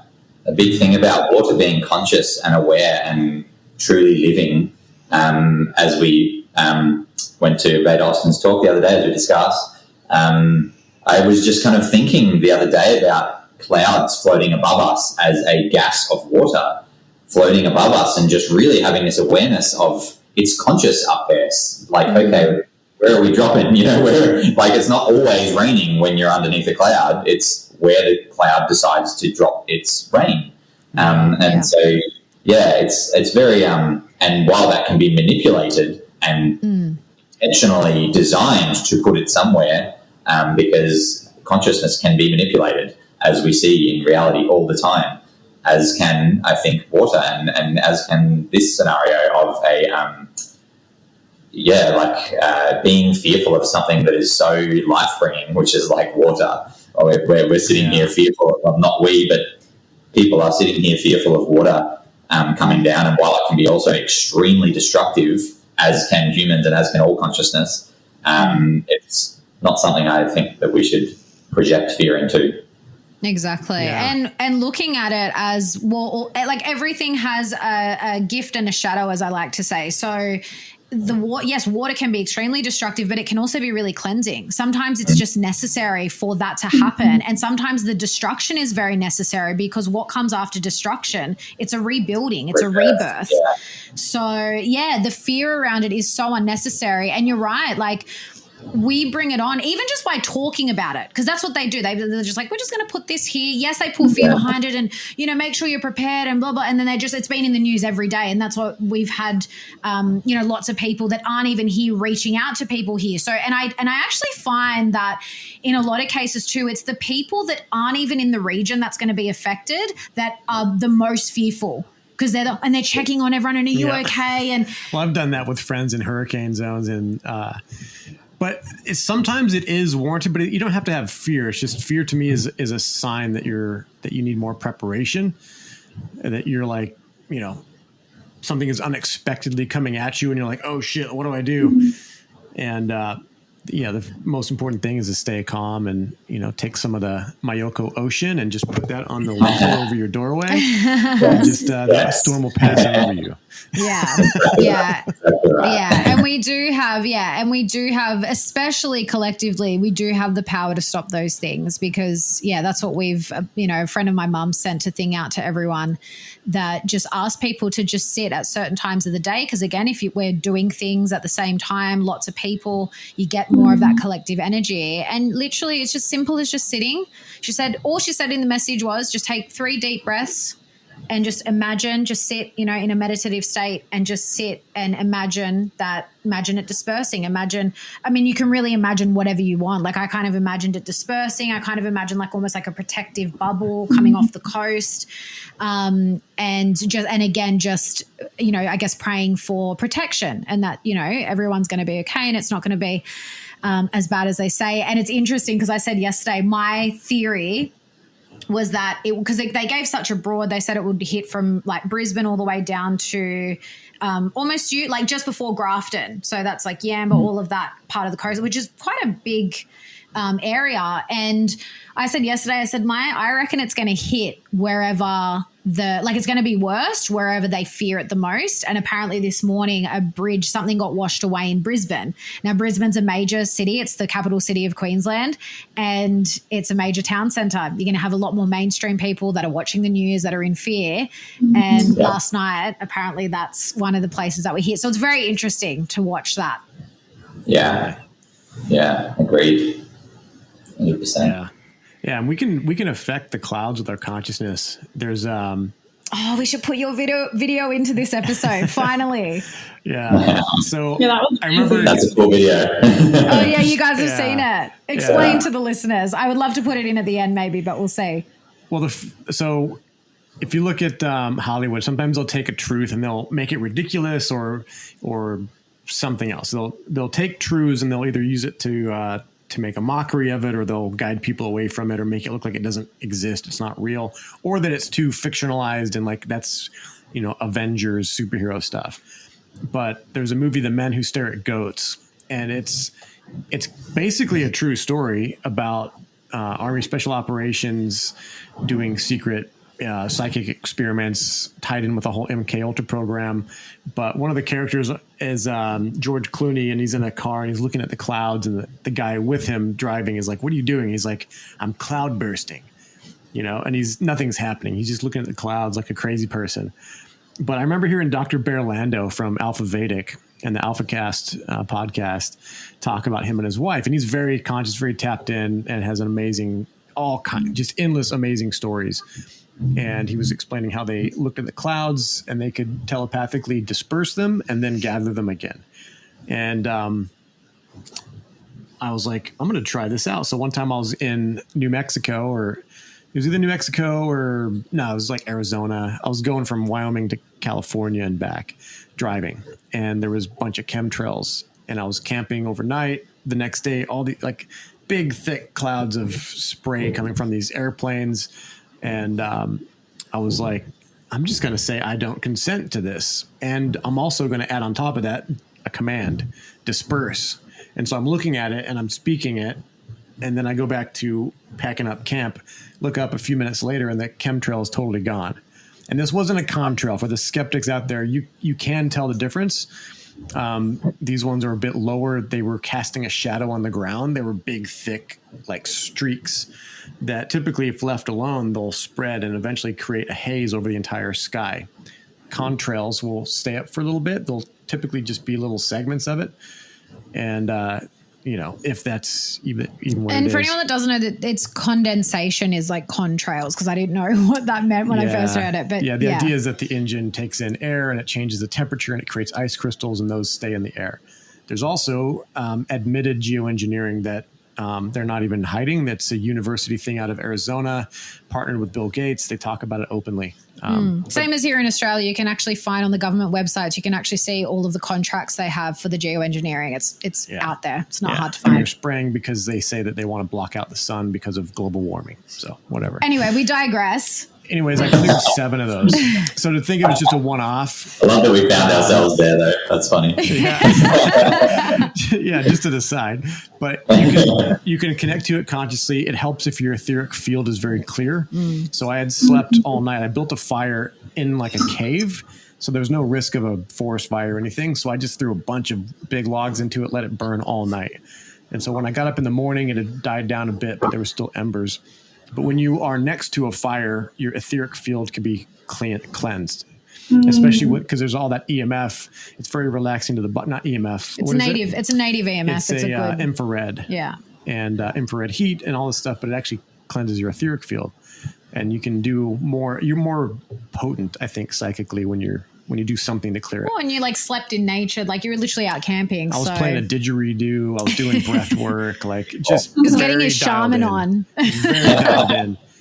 And so the next day I'm just like speaking to it, and then the cloud dispersed. I did that 7 more times. I think 8 in total, 7 or 8 times total. And so it is a repeatable thing. And I've done it here in Australia with some very obvious ones. And there's a video. I can clip it in here if you want, but you can connect to these clouds, and other people have had stories about doing that during massive torrential rains and stuff like that, where you can start to break the clouds open. So go out there and experience it. As discussed before with Veda Austin's work as well, it's just putting your intention into water. Clouds are just water. I mean, very different in terms of the chemtrail scenario, but I still think there is water in there you can but also I think it goes further than water, and it's everything. Everything, yeah, very true. Absolutely. Consciousness affects everything. And that's the way this realm works. I often say that this is an interactive realm. This is what we live in. It's like an interactive realm. You can interact. It's interactive, and those people who are just living day to day and not really realizing that it's an interactive realm, that's when life happens to me.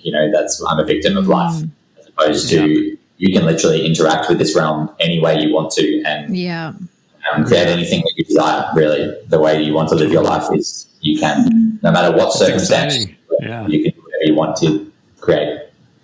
Yeah, 100%. It's exciting, and it's become a bit of a pet peeve of mine when people are like, "Look at the chemtrails! Look what they're doing to us! Look at what!"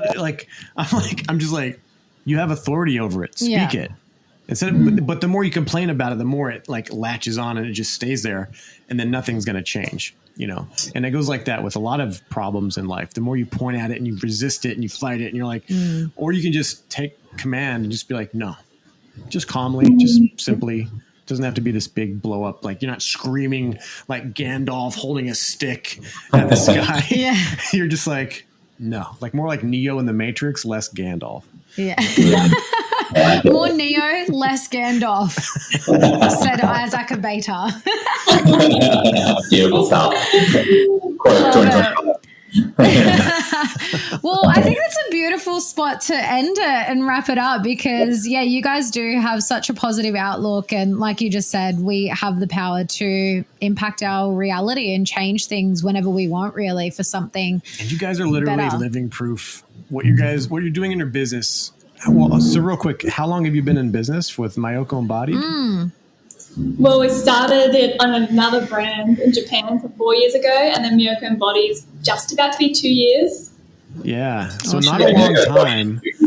I've just been seeing, just steady growth. You're both very hard workers, but like you've expressed that you also take time, and you're learning more to take time and let to rest and recharge. And then I think we're just going to keep seeing her business growing and growing. And I'm just pumped. I love seeing people succeed.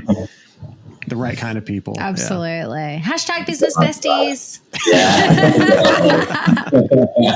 Thanks so much for the chat, guys. Awesome chat. And do you guys have any parting words before you leave? And of course, let everyone know where they can purchase Myoko products and where they can find you out and about as well.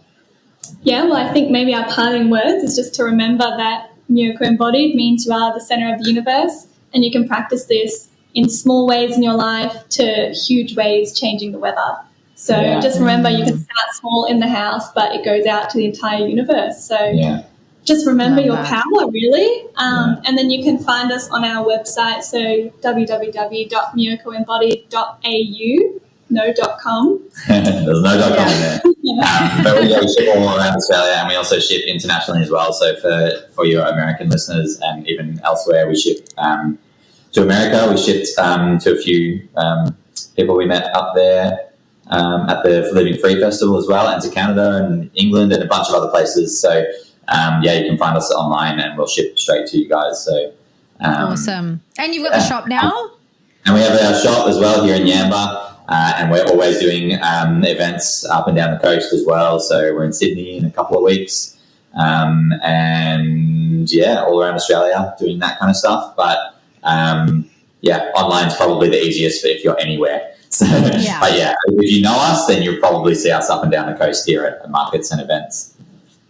Awesome. Beautiful. Thanks so much for coming on, guys. Thanks so much for having us.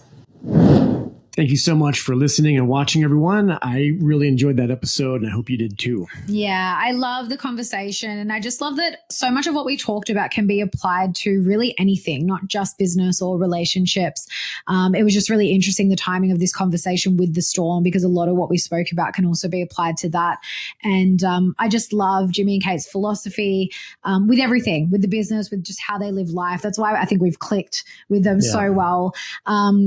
Just bringing a different level of consciousness to your being. And that's what we're all about at Natural AF. Yeah.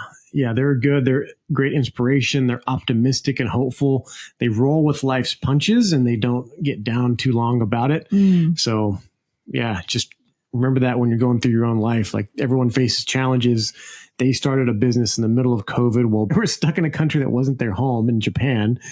And we're like, hey, we're just going to move out to this freaking cool mountain town and start a business and start selling products at markets, and just eventually figure their way to what they're doing now. And I think that's just an attitude that I really hold near to my heart, is just to keep moving forward. Yeah. And I often have to remind myself, sometimes it gets very difficult doing things the way we're doing it. You know, doing a business here in Australia and also trying to figure out ways to keep it alive in America. But it's challenging. Even though we're small and we're starting out, there's all these amazing happenstances and occurrences, synchronicities, like meeting Barbara O'Neill, like talking to her and having her on the podcast, and having our product stocked at her retreat here in Australia. That's just amazing. Out of this world opportunities will come, but you'll never find out what can happen if you're not playing the game, so to speak, if you're not on the field. And I love what Kate said about the business is like a mirror, because we have talked about that a lot in terms of relationship. When we had Leanne Lapinto on and when we were on her podcast, especially, we talked about that. And I just love how Kate put that so simply, because it's really true. I think that any endeavor you take, whether it's a business, whether it's, I liken it to when people go through lawful processes and actually really learn the law and learn their rights. A lot of people say that it's a spiritual experience. And I think that it can be very much the same thing in business when it is your own products or your thing that you're doing, and it is so close to your heart that everything that you put into it, it does serve as a mirror to you and provide these opportunities for growth. And I definitely see that with Natural Art Form for both of us in different ways. And I think it is because we care so much. It's not like you just go and work for someone else and you don't really care as much if people don't like the product or don't like the service, because it's not yours.